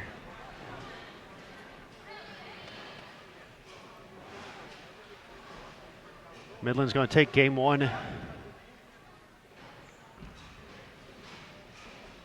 here in our women's second semifinal match, round 8. Brianna Clemmer has been moved into the anchor position for the Bearcats. Jessica Malott had been holding that position down the past few games, but it seems like they've kind of rotated throughout the course of the week. Yep, you see Taylor there. We've seen saw Brianna there first. We've seen Taylor, and then saw a lot of Jessica today. It's the first real adversity McKendree's faced in, what, 2 weeks? Pretty much. Went unscathed at the NCAA championships on their way to the title. Undefeated in that double elimination format and had made it 1 win away from TV. It's trouble for Aaron Juratovic there. Gets that shot a little bit right.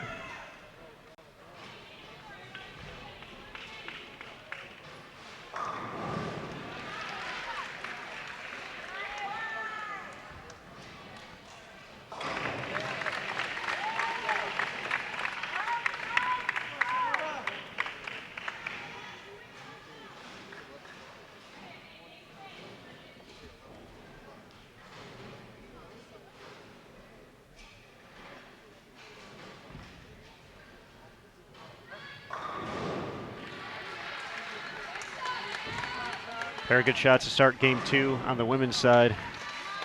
Pair of 10 pins to show for it.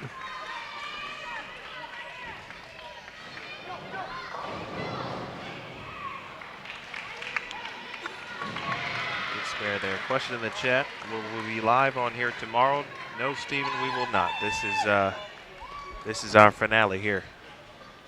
So once these matches will conclude, our coverage will end, and we'll give way to CBS Sports Network. The only way you'll be able to watch the shows, of course, will be when they air in May.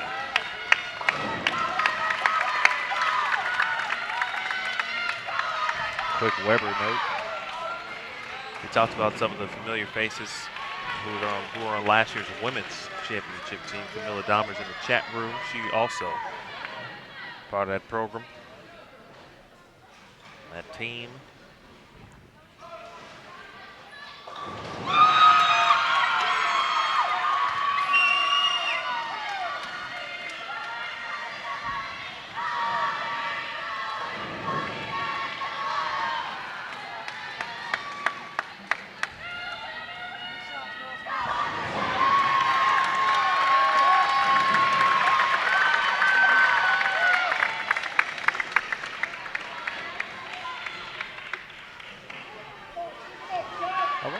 McCarthy watching. Wow. The ever popular 1, 4, 5, 7, 8. No problem, Stephen. I appreciate it. We appreciate it. It's been a fun week, as this event never disappoints.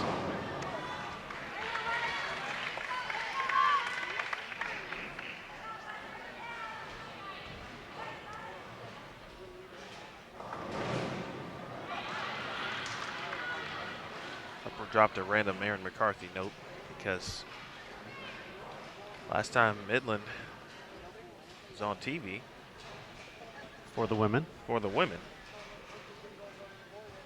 McCarthy had a big part to do with that. Oh. Wow.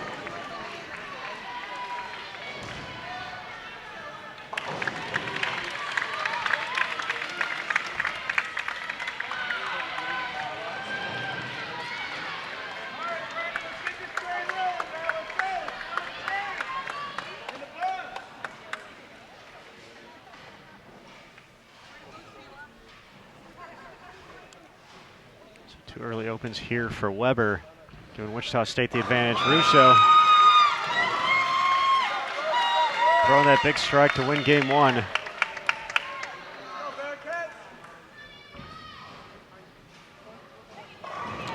Smith, we might crack the 1,000 live viewer mark. That would be fantastic. Hey, there it is right there. Big thanks to everyone for tuning in, rooting on these amazing student athletes all week here in Baton Rouge.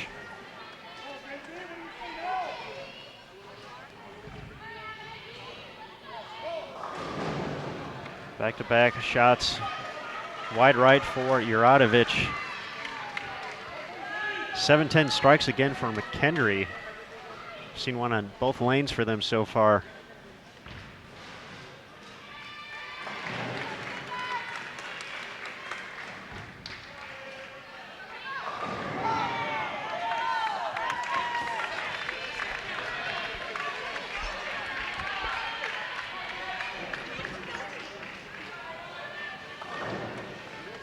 Midland clean through 4, has the advantage against the Bearcats.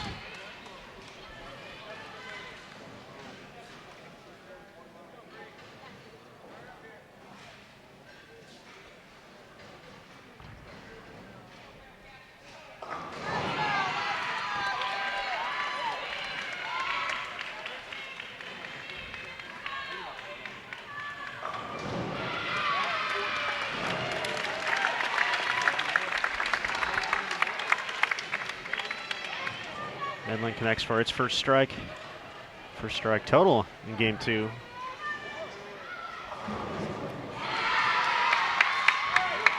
There's a little emotion, a little life out of the Bearcats. That's good to see.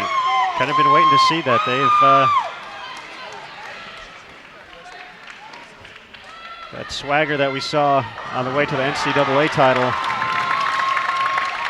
kind of got taken away with that Game 7 loss.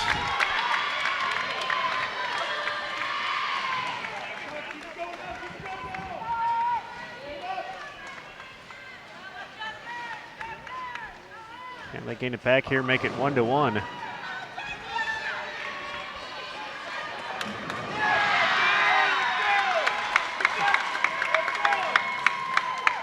Sarah Willie delivers.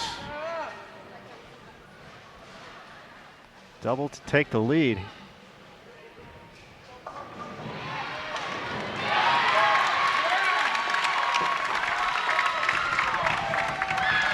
Packy's not messing around. I'm going to put the camera on him next. He makes it interesting. Listen, I don't know his situation. Strikes a lot. That's a situation. He does strike a lot. now, unless I missed something in the last couple of years, I was, away from it completely, or for the most part, in a sense. Wesley comes in light once again in the 10th frame. Had the acrobat spare conversion last game.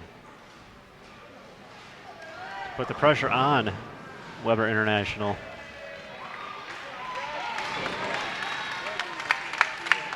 Point on, I'll wait to the spare. It's complete here. Spare and 6 is a winner here for Wichita State. There's 3. Hard part's done. Open frame for Midland and the 7th. So that match would have been tied, or that game, I should say. In regards to Hanrahan, Aaron, you've been around the last few years for sure. Most notably, 14, 15. If he's a senior, did you miss? I mean, you didn't see Patrick Hanrahan on the squad, did you? My introduction to Pac-Man is when he shot the big set in Wichita about a month ago, give or take. But now, I just want to watch him bowl the rest of the game. Well, absolutely. So it's. And the thing Young man's bringing it. As we watch Russo here, 2017 U.S. Amateur Champion. Back-to-back trouble frames for Midland, and Taylor comes away with a big double for McKendry. So at Wichita, obviously it's no gimmies. You make the team, you try out, etc. And so I'm sure that young man has put in his time over the course of his stay, however long it's been. And he understands it. He's got an opportunity that many people don't get the chance to do. certainly making the most of his opportunity. Good shot there from Brianna Clemmer. Is that a little finger wag right there? No, I think that was more of a, you know, #1 or probably something that the team do, not the Matumbo type. All right, just making sure. It wasn't there was no movement to the finger. We're talking about the index finger too, folks. Index, the index finger. 195 to 176, Wichita State ties it up here in round 8. All right, folks, let people know where you're watching. Yeah, 1036, 1036. Let's get that higher. Share it out. Tweet. Feel free to like the event as well. We had 1,000 people watching. We could probably get to at least 100 likes at this point. Hit the thumbs up. B squared going to keep moving left. Post it.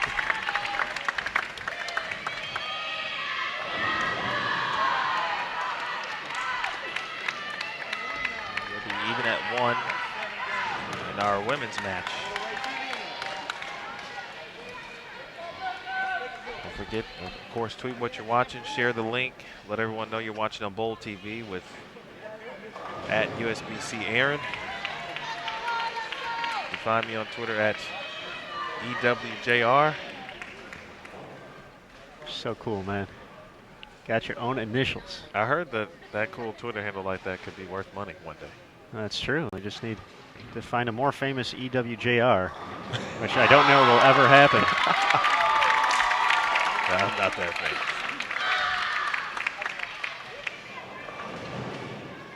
Just a guy who likes to call sports.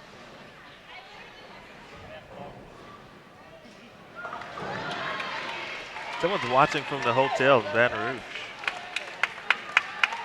How about that? Even Lucas Wiseman is watching. How about that? Now there's someone famous. That is true. Wichita State going to be famous here in a second. And those are 3 posted shots right there. So was that one from Nate Garcia.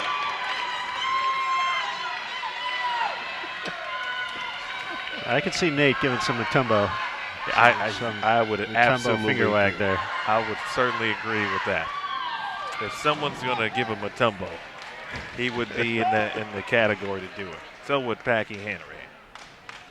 I wouldn't be surprised at those two. In the match of posting shots, Packy says, I need some help.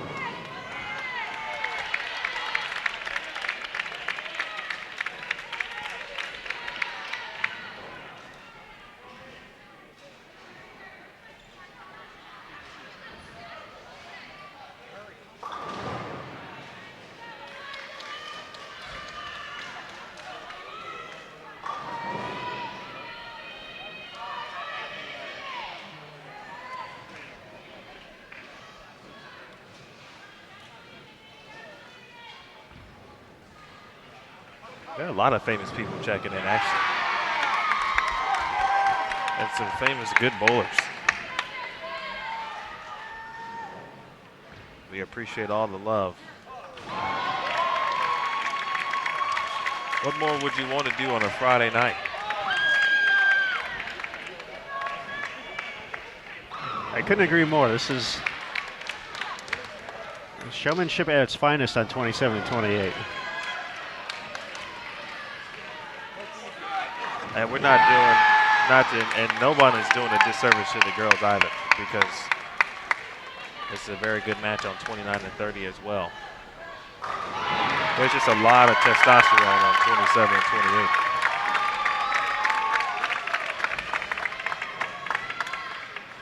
Uh-oh. Of all people to hit the table, Jason Thomas should know better. Come on, JT. Come on, Jace. So, gonna work on getting that adjusted here. Bear with us. On the fly. No knowledge. I'm sorry. If only directions were so simple. Well, in the chat asking about, we've got some new viewers. We can say for the first time for sure. No knowledge of the pattern. That has been a secret throughout the week. We'll know more about after the conclusion of the event tomorrow. Brandon will take a step back, regroup. Nolan Hilferink will try to nail down here the 2-4-10.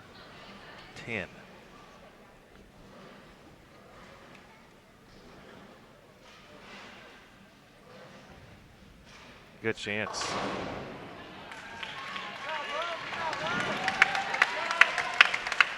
All right, Wichita State, 4 out of 5.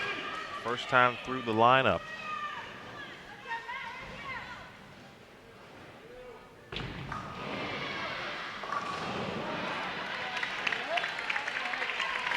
Hopefully the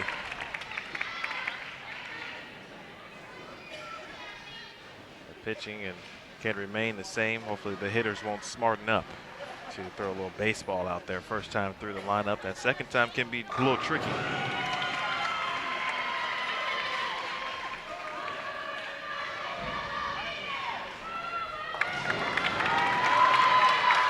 I'd say it's baseball season, but as far as I'm concerned, April, ITC time. College bowling season.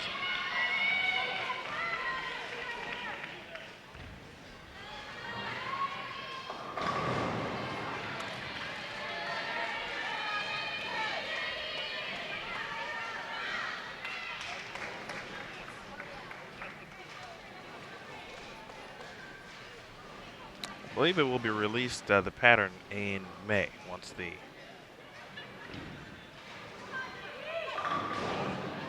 fast date there.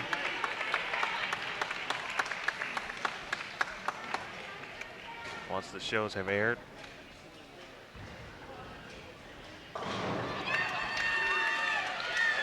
Could fool you and do it tomorrow. That won't happen. Just enough of the 6-10 there to stay clean. Early advantage McKendree in game 3.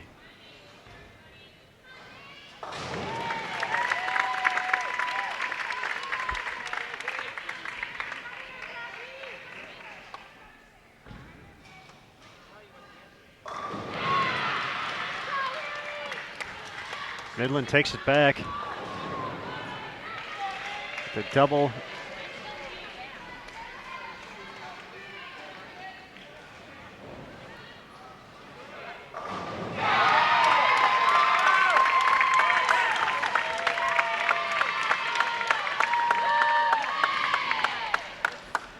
Haley Hall, the senior, delivering once again.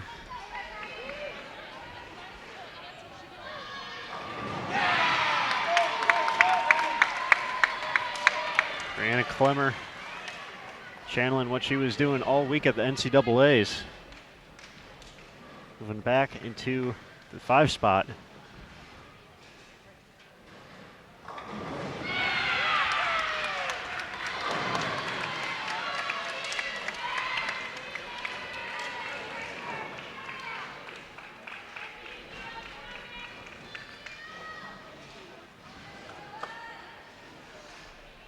What do you think happens if Patrick strikes here? He may just go run over there. Have to wait to find out. It's going to give Weber a little hope, a little light at the end of the tunnel if they can put together a few strikes here. There's one.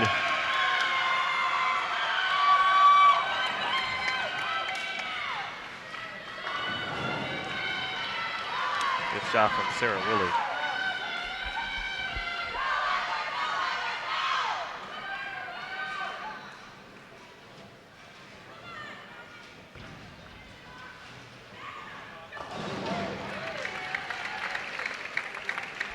Hanrahan does what he needs to do there, takes the 2.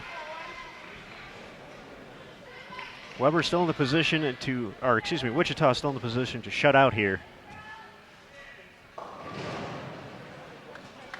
Going to be a little bit easier now if that ball did not make it back. For Ramon, he's left the same leave twice and now in this game. And ooh. Needs the spare now. He was close in the 4th frame. Oh, pretty good. Not pretty good. Very good spare shooter. He could give Russo a chance by picking this up, assuming Wesley Lowe takes one for the team.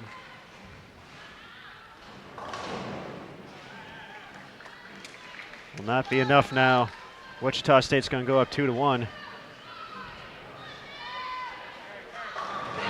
McKendree taking advantage of the open frame in the 7th to tie things up. They can take the lead in the 8th with a double.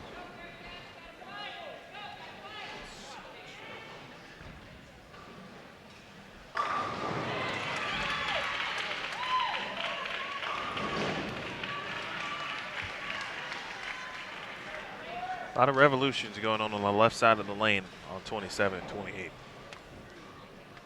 The right-handers starting pretty close to that too.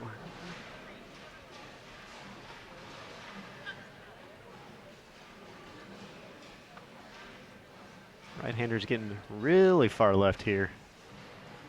Getting into that same lay-down area that the lefties are using now. Lauren Pate gives the Bearcats the lead with the mixer in the 8th.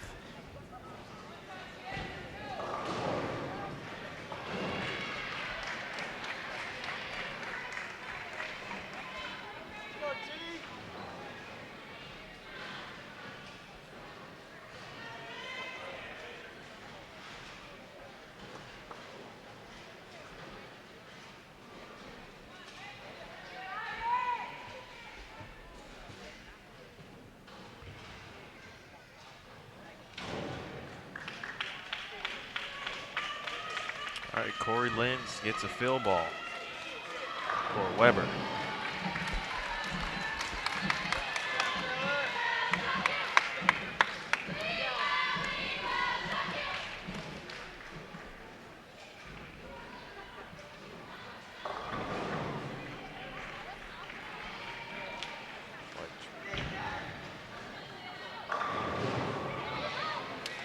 Yondo not wasting any time.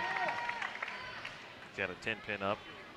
3, 6, 7, 10 for Haley Hall and Midland, and the 10th frame.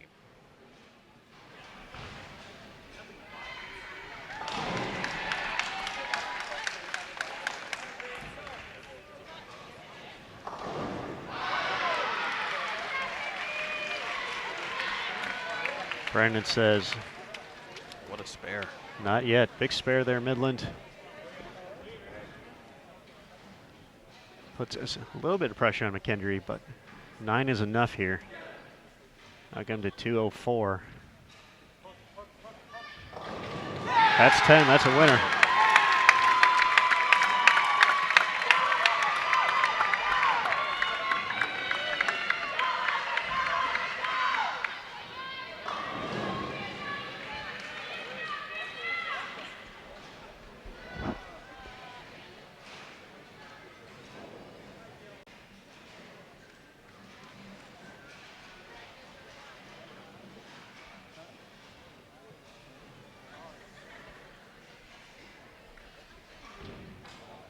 Oh.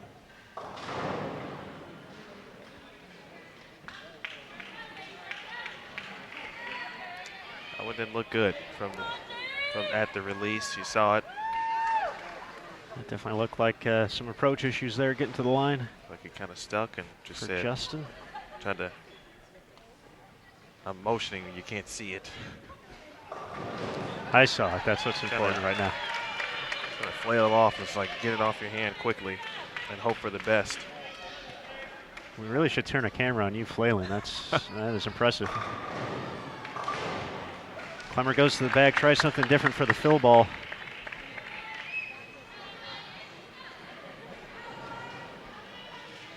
If you're just joining us, folks, you're watching the 2017 Intercollegiate Team Championships. USBC Collegiate. live from the Raising Cane's River Center in Baton Rouge, Louisiana. Special build, convention center setting. Awesome venue to decide national championships as Corey Lenz inserted now into the second position for Weber. And he comes right in. Got one shot. Gets the big wheel on. Does his thing. Dirty.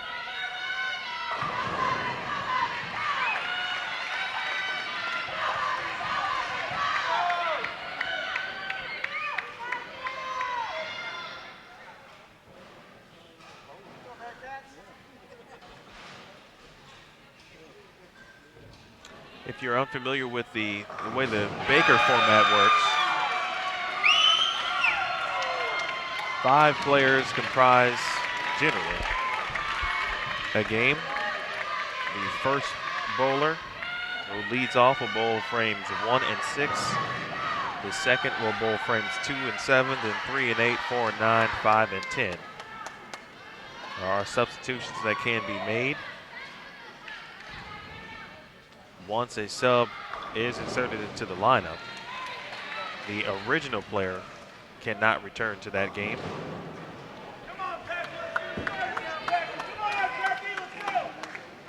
Ramon just had that look after that one saying, not sure what's happening out there. Oh, oh.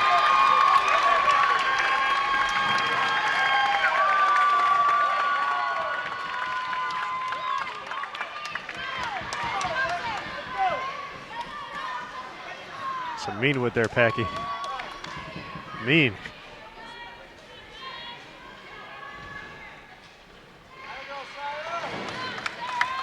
Kingsley Midland just underway in game 4. Wow. When these two teams matched up earlier, Aaron, we said, you know, this one had the feel of a legit heavyweight fight. And this is like the rematch, right? When you put the 2 on it, Wichita Weber 2. That's what the movie trailer would be like for this. Weber International, Wichita State 2.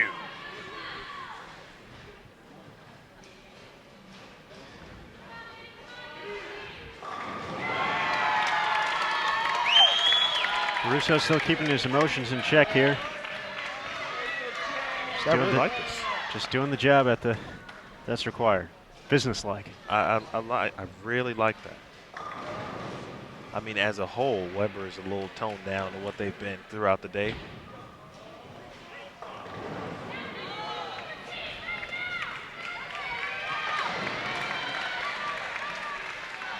Maybe we'll see that change, but I think they saw Wichita State come out and be very emotional. And I think they said, you know what? Let's just kind of be calm about what we normally do. Allow the opponent to kind of get amped up in arms and potentially make a mistake.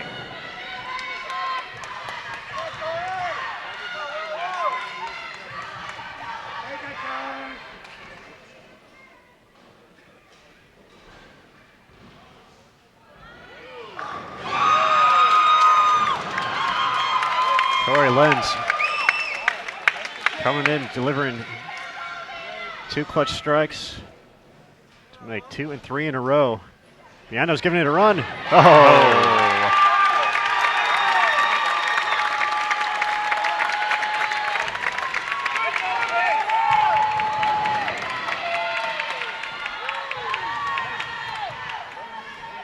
McKendry and Midland.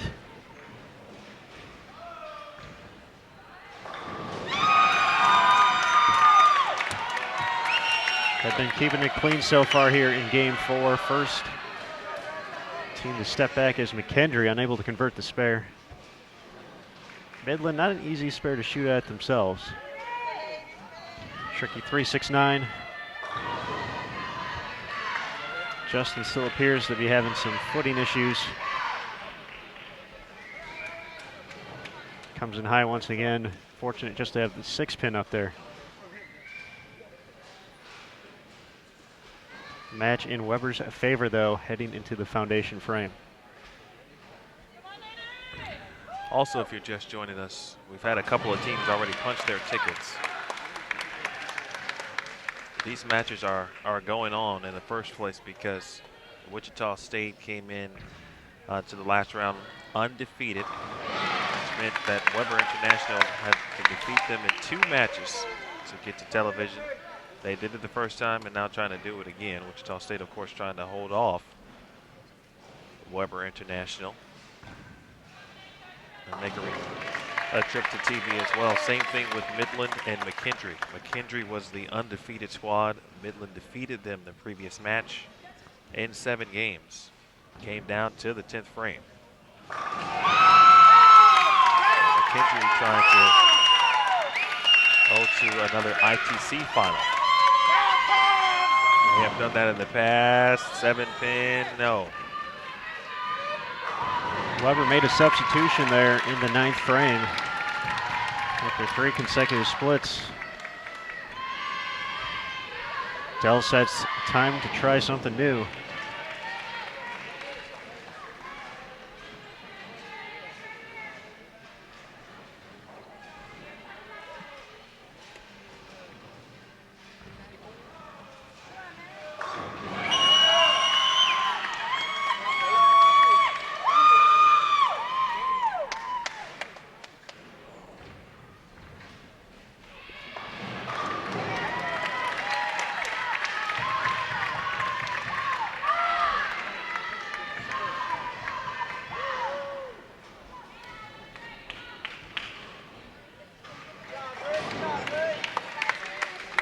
Midland up 10, the halfway point of game 4.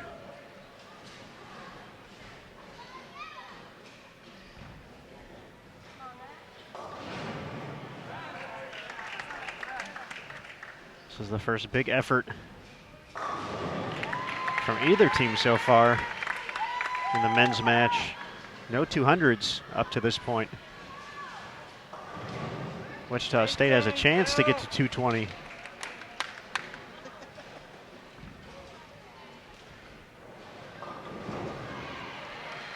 Six-bagger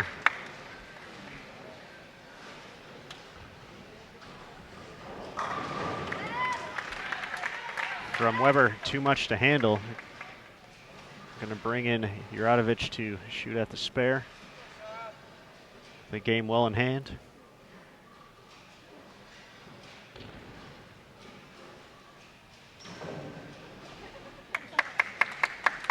Said, where is everybody? Teammates off camera, far to our left. Tied it up at 2 apiece.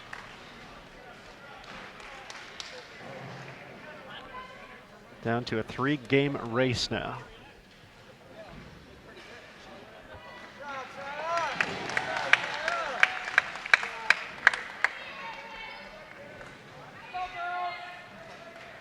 McKendree takes the lead for the first time in game 4.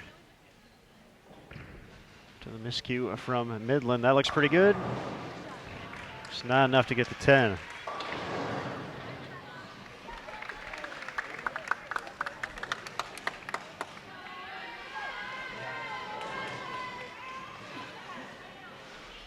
So again, a big thanks to everyone for joining us here today.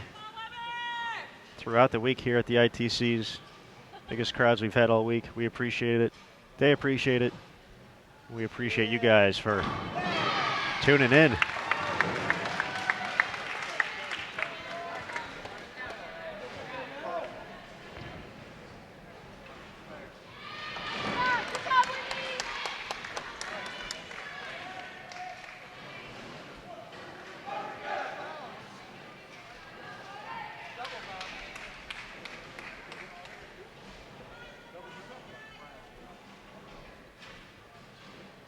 Spear there from Midland's Whitney Lariston. Whoa.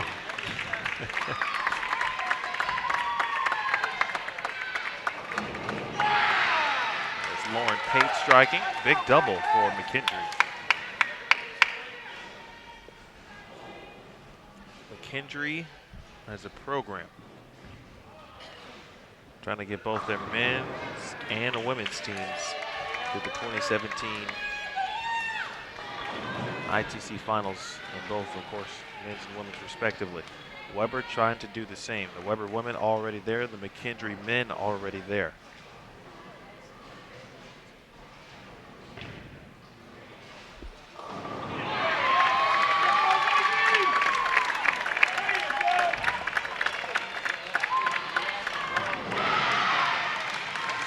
Bailey, 3 in a row.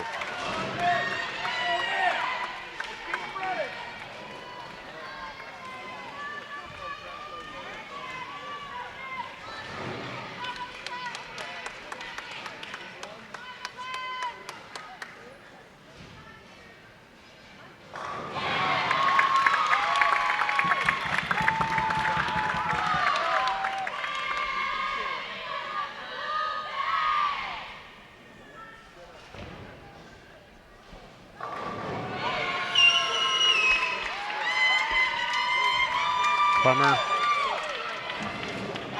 pushing this one to 3-1.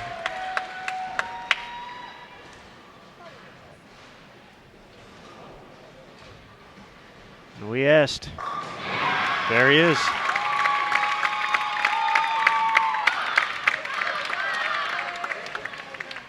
You saw the communication. Did you catch it? 2-1. There, you saw it too. 2-1 to his fellow two-handed left-hander.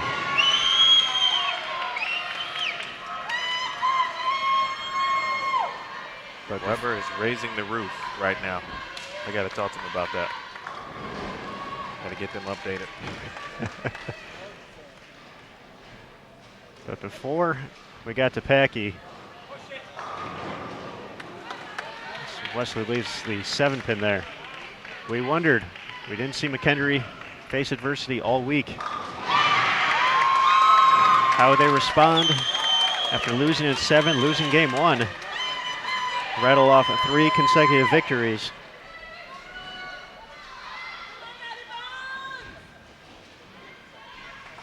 Corey Lenz is perfect since being inserted into the starting lineup. Check out this consistency from McKendree these past 3 games. 2-13, 2-16, and 2-14.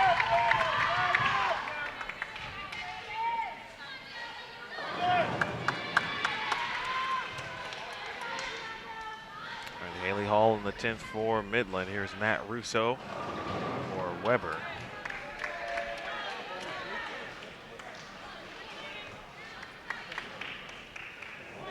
Yield 3-5-6. Don't say that too often, because I'm right-handed.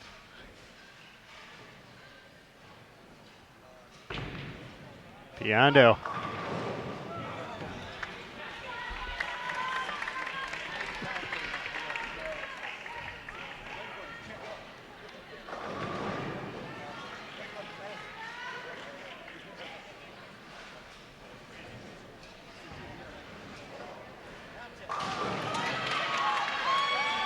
It was a matter of time before this Wichita-Weber thing had like a 2:30, a 2:40 game, right? We've had some grindouts, the way it should be at the ITCs, but I feel we're due for a strike-for-strike slugfest here.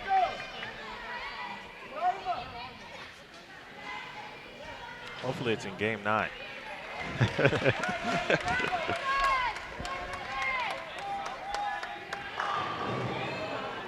Really good shot there.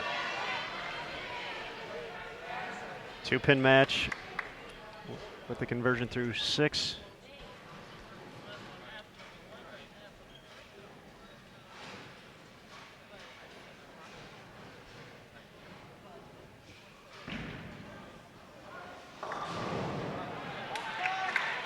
Could have been trouble there, just with 3-pin.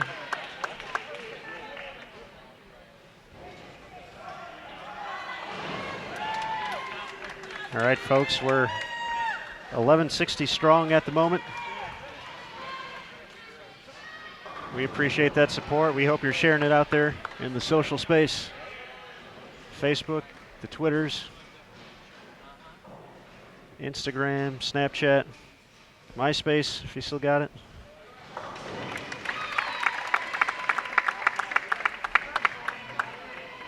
Let's keep those numbers growing here as we find out who's going to join McKendree and Weber in the finals. There is the potential to have an all McKendree-Weber final. How about that?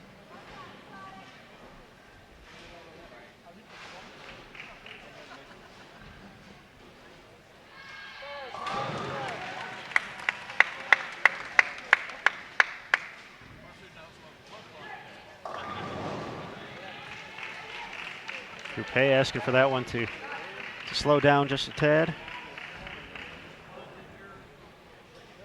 Wichita State has lived dangerously those last two shots.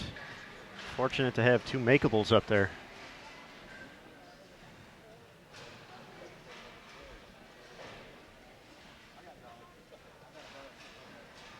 Ramon coming in to shoot this. Dead-eye. Talked about his spare shooting earlier. He gave the 2-4-10 a run several times and comes in to make a 3-10, no less. Wow. That was like the specialist in the bullpen right there. That is what you call a team play. A team in general.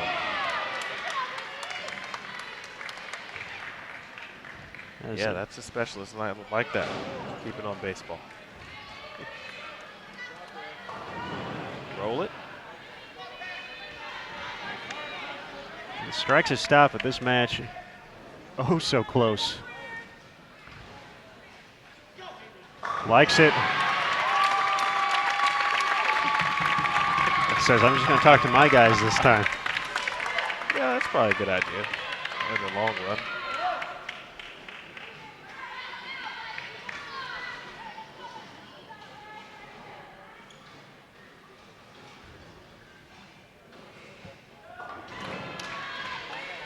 Weber can keep this at 2 pins. The strike from Corey Lenz. Get up, Lauren Pate. Fortunate to get the 10 pin out late there. Let's see if Midland can get some early momentum after the 7-10 in the second.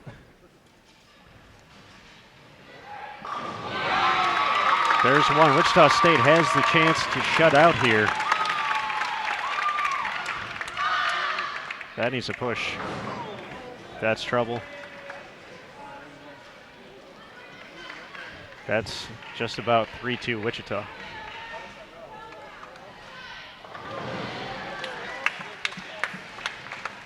Wichita State has won games on both lanes.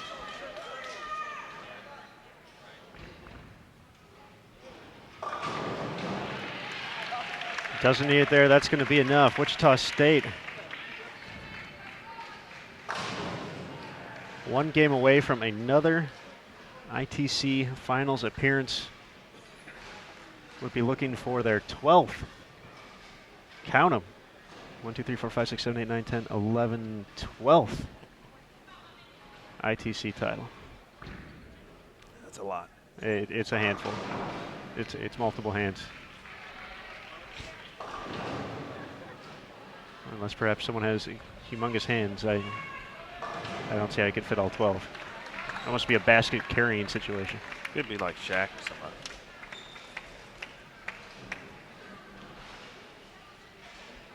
All right, 3-10 up for Midland. This is Taylor, and that one is through the nose.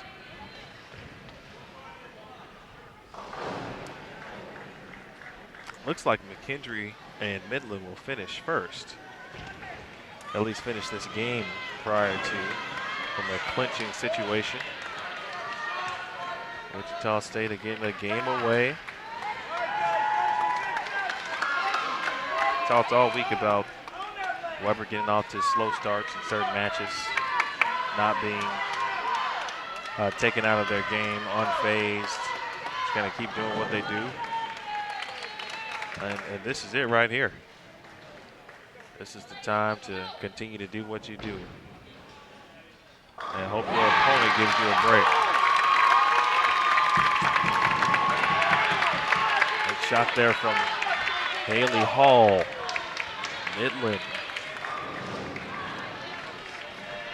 with at least a 5-pin lead here. Trying to stay alive.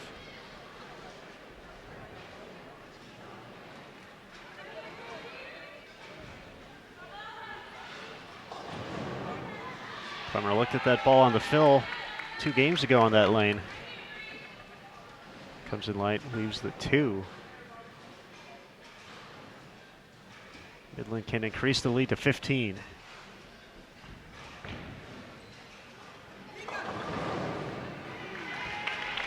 Pair of shots coming light there.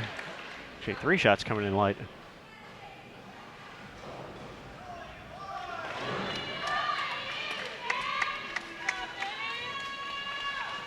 Weber with a couple changes.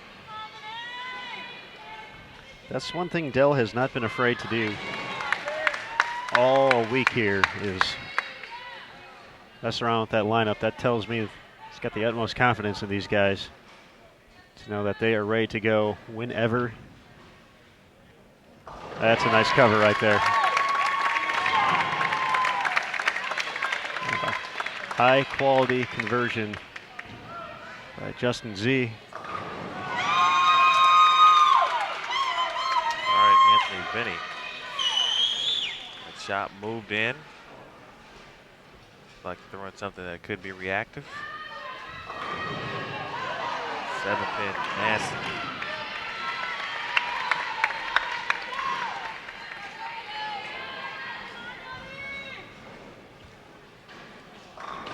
How about that shot? Shot from Whitney Lariston. Big shot there.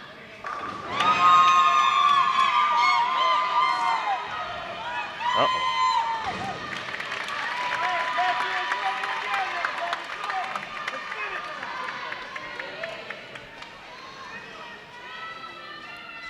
Giorgio. Corey Lenz goes right to the 4th spot. It'll be Lenz and Russo. What do you think at this point? 4-5. Gives it the business.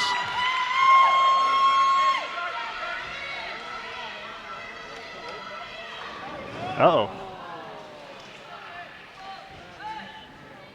That looks pretty darn good right there. A more subdued Packy. Now that he's older since his last shot. I know he threw like 45 in a row or something before. I don't know if he could throw it better than he just did right there, considering the circumstances especially. If he can do that again in the 9th frame.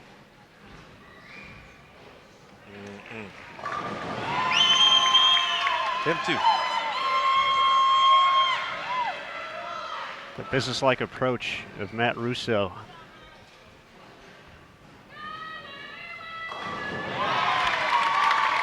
The spark plug at the bottom of the lineup for Wichita State, Wesley Lowe.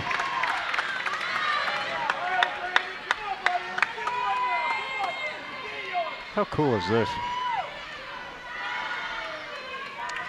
Best in the country. He's gonna have to lay off.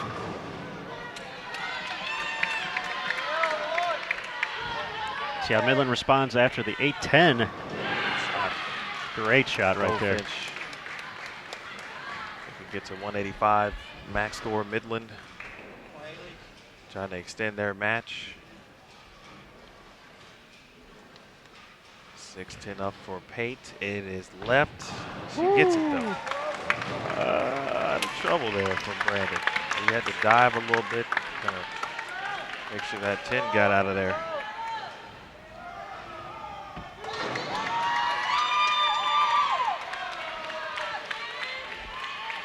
Haley wasting no time getting up here in the 10th before McKendry is in the 9th. She wants to make him watch it. This is a big time strike right here. Oh! She wants to make him watch it. She wants him to see it, think about it a little bit. She's talking to the freshman right there of McKendry. Says, we know you girls make shots. We've seen it all week. You got a few more in you.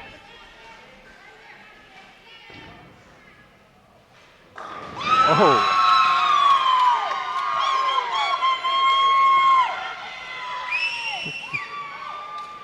Just a little tap on the 10 there.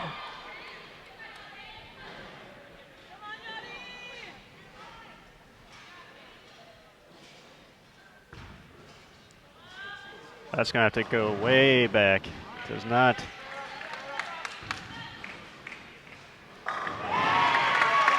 Great shot by Justin.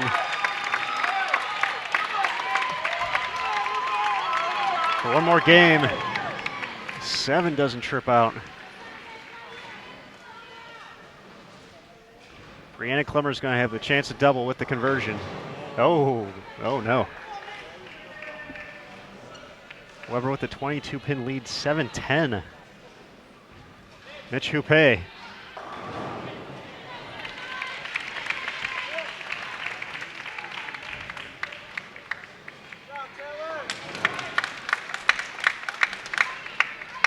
Brianna Clemmer was named the most outstanding player at the NCAA Women's Bowling Championship in this venue. Kelly Hall. Just a few days ago. She now needs a double to send her team back to the bright lights of TV. 174, Midland in the books. Will we have a game 6? Came in light, left a 2-pin last time on this lane. Oh!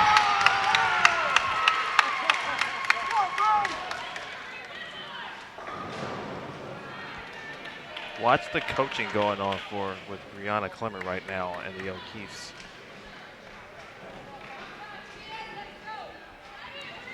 Apparently, it's a little more lighthearted looking at some of the faces of the teammates. But I saw the reaction on that shot, and I think I thought it was through the break point. I didn't think it was making it back. So they may have gave her a pointer or two.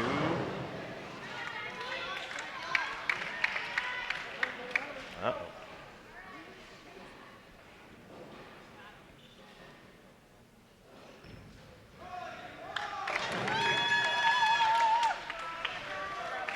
Bring Ramon in once again for McKendry. Strike. Needs it. Gets it.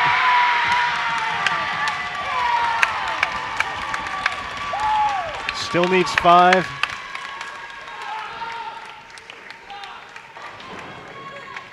Big open there from Wichita State. 9 is enough for Weber to advance. Force game 7. Matt Russo and Aaron Uratovich. All right. Got to lessen the pressure a little bit there. Their waltz skills are poor at best, however. 5 for the win. That's 10. McHenry. Men and women on the show. They'll face Weber International, looking for their 2nd national championship here in Baton Rouge.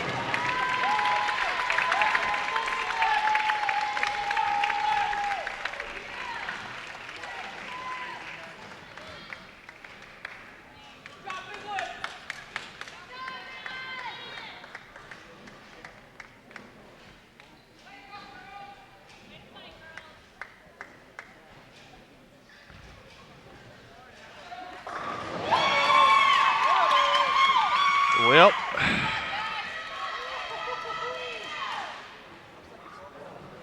they're going.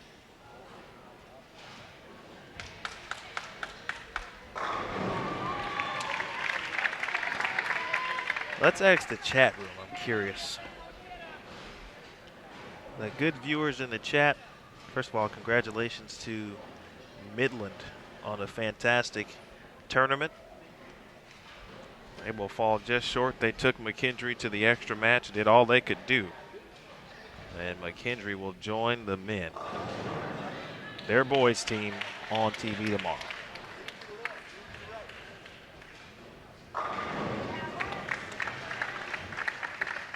Now, all of our viewers, we're going to Game 7, Weber, Wichita. Let us know in the chat, who do you have in Game 7? Let's face it, They're going to tie this game. Who do you have in 8?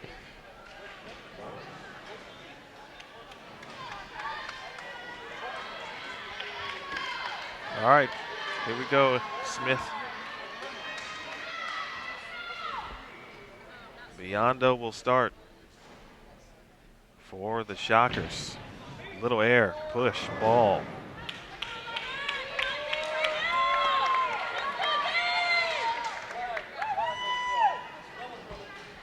This is where we could see Weber, from an emotional standpoint, be Weber in a sense. But Matt Russo's been businesslike since game 1. He's actually sitting over on lane 24 at the moment. Biondo makes a run at it. Just takes the one. The rest of the team over there. Russo in his own personal moment of zen. I'd see a Weber, a couple Wichitas. Actually, I see 1, 2, 3, 4, 5 Wichitas in the chat room. Another Wichita, 3 Webers. Some Shockers, another Wichita.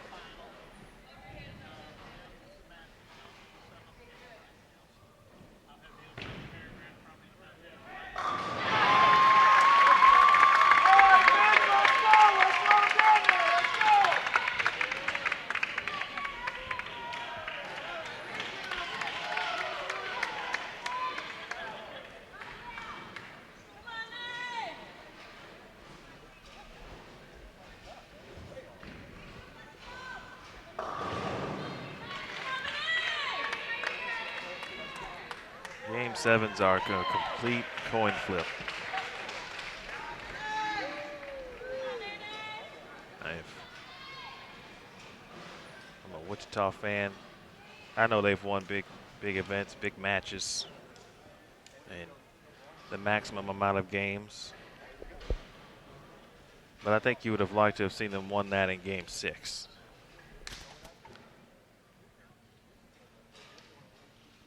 You can't allow Weber another chance. So Weber getting deeper on the left lane. They're not restricted from a ball return perspective. If Wichita will follow, they may have to get in front of the ball return.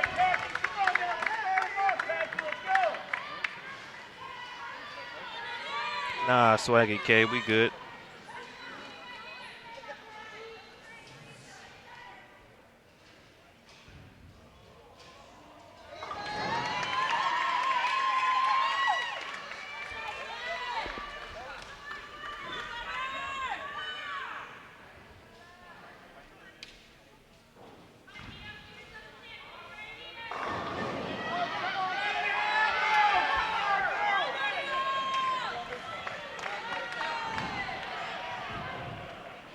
I'm a little worried about Packy, man.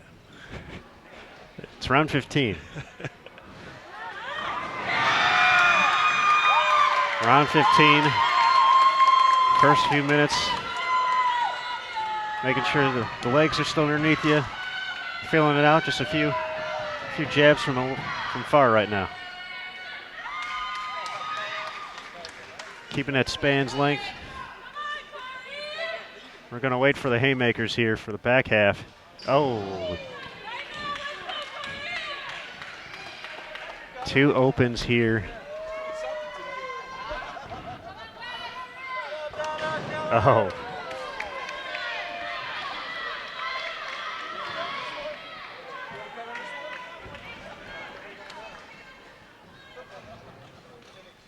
See if Wesley can get Wichita State righted for the second half.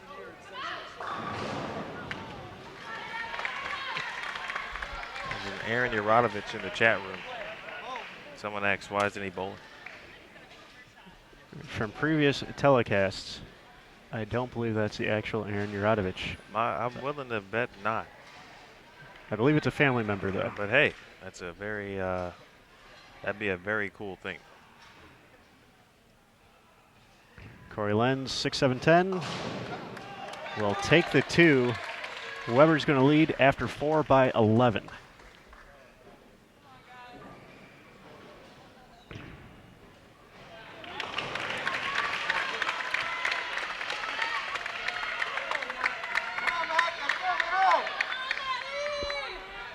Cal's about to turn this lineup around here. Now you tell yourself, one good shot. Same thing for Weber. One good shot. You'll live with what happens as long as you threw a good shot.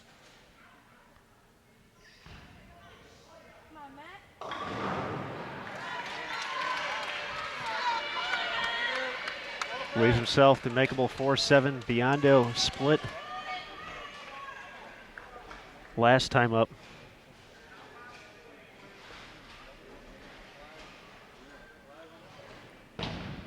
Getting a lot of air. Oh!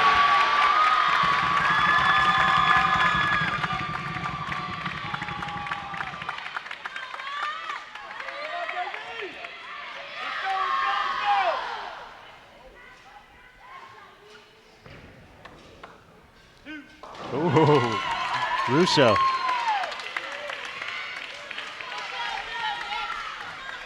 One good shot. Both teams, that's what you tell yourself.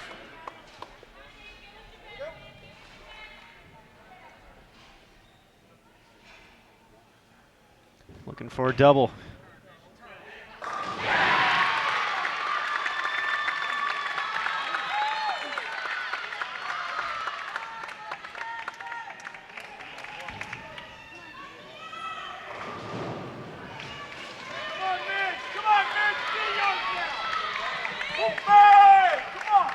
What do you think I'm going to say next, Aaron Smith? I'm sure it'll be just right. Oh!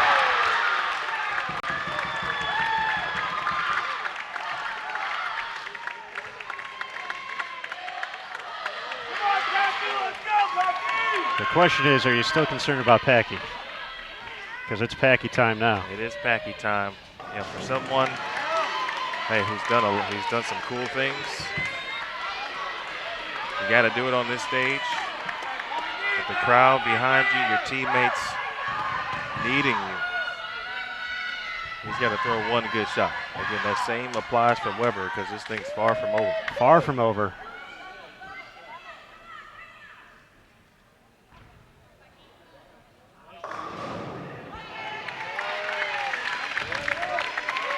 Had a miscue on a single pin last time he was up. Can he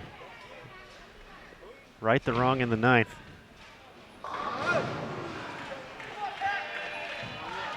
Four pin. Weber still a few frames behind. Still definitely not out of it.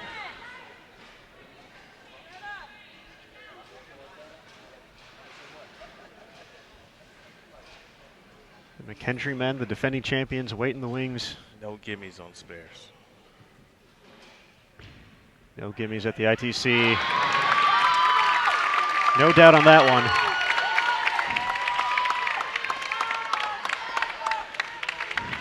Quick math, max score for Wichita State, 205. I think they're going to need every bit of that 205. 214 is still out there for Weber. Obviously a few frames behind. I think Wesley Lowe has to double. You heard it here first. Oh.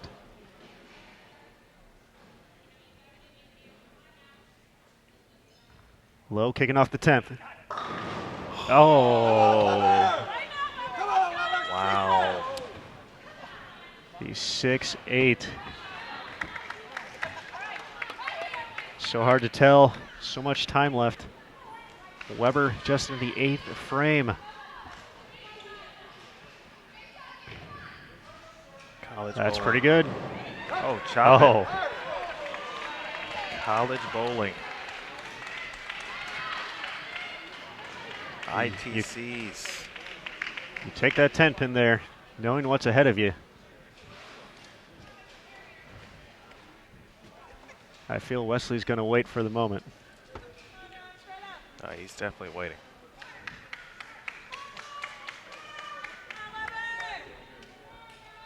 Ramon comes in again to shoot spares. How clutch is this?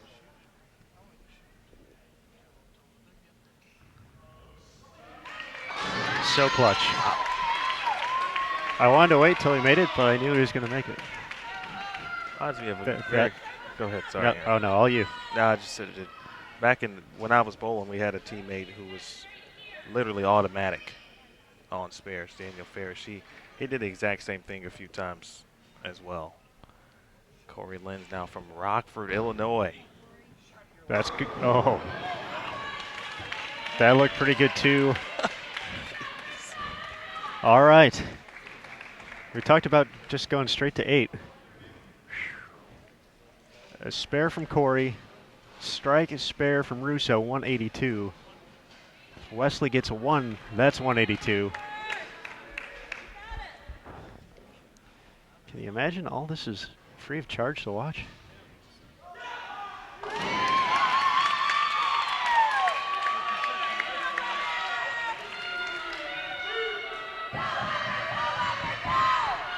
All right, Russo,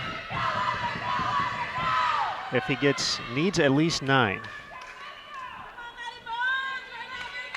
Anything less than 9 in Wichita State will head back to the ITC finals.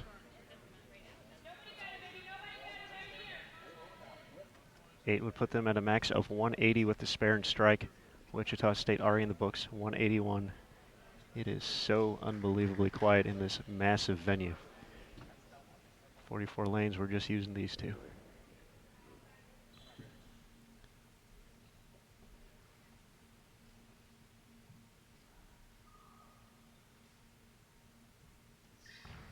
Russo, first shot of the 10th. Mixes it up.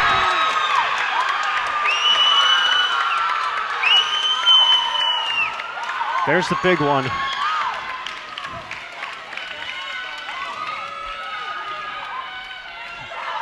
I cannot wait to see the Greg Elman photos after this.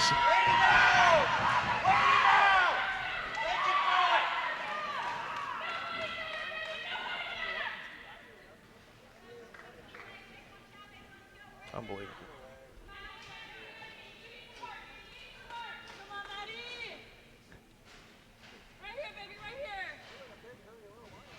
Wichita State will have an opportunity to win this still.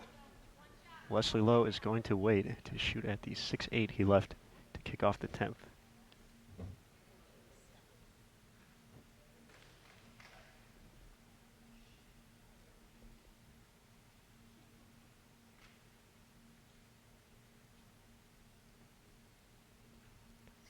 Can he double? Matt Russo gets it.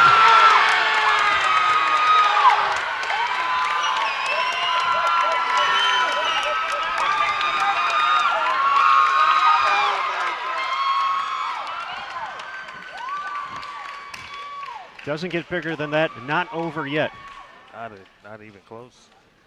Wesley Lowe stepping up there, and that is no good. Weber International already officially has won. We're going to have a pair of McKendree-Weber matches.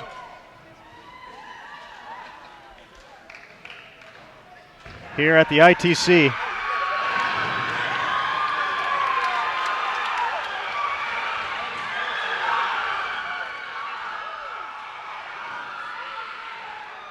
.191, 181 in game number 7.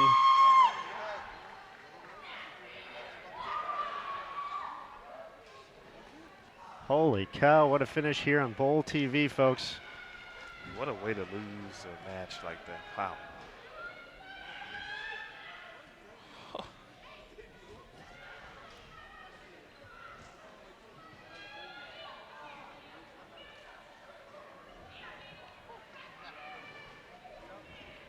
I don't know what we can say after that, Emil, except we got a paper to write, we got teams to talk to. Intercollegiate Team Championships.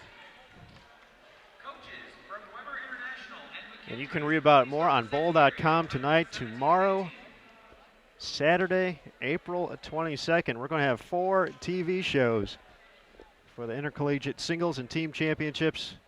All those shows will air in May on CBS Sports Network. We hope you tune in then. If you want to read results ahead of time, we will have the story available on bowl.com. Spoiler alerts everywhere. But that's going to do it for now. What a finish. Holy cow. No one can finish this better than the man himself. Emil, take it away, bud. Wow. Whew. Folks, we appreciate it. Man, Weber will have a chance to claim both men's and women's titles. They did that in 2012. They can have a chance to do it again. McKendree will have a chance to write their own history as well tomorrow. You feel for Midland, and you certainly feel for Wichita State. A tough way to lose and an incredible way to win. I'd like to thank the entire youth staff here. Gary Brown, Zach Barton, running a phenomenal tournament as always. Steve Lawson, Roger Nordick, Brandon Cruz, Brian English, Christy Ventry, Andrew Lowy, everyone. Amy Drescher was out here. Big thanks to the IT staff here at the USBC. If there's anyone I'm forgetting, I apologize. Most importantly, thank you to the viewers for being with us all week. We started on Monday.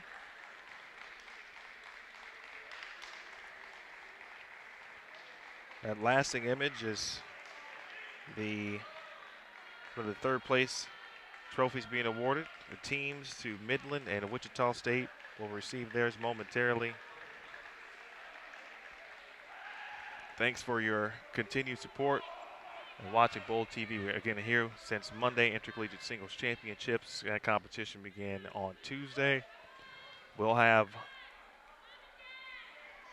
a couple of TV shows tomorrow. The Singles Championships, 2 semifinal matches in the morning.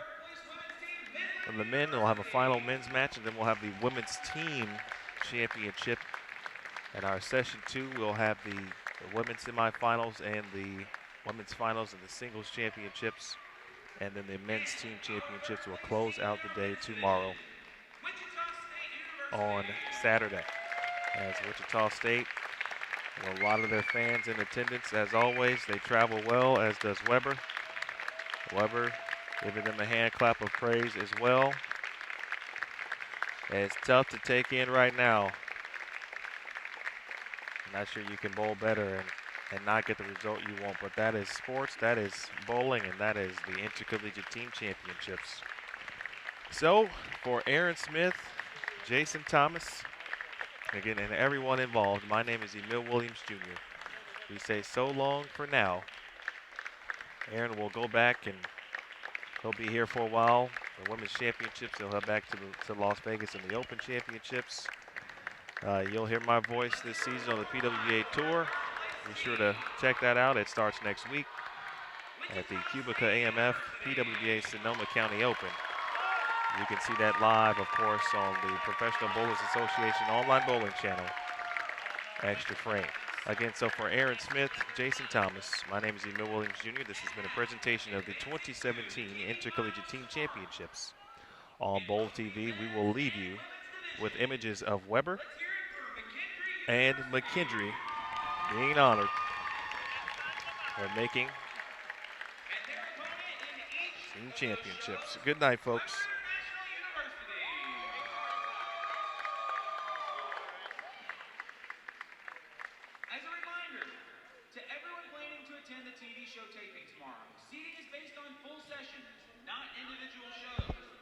Spectators will begin seating at approximately 8:15 a.m.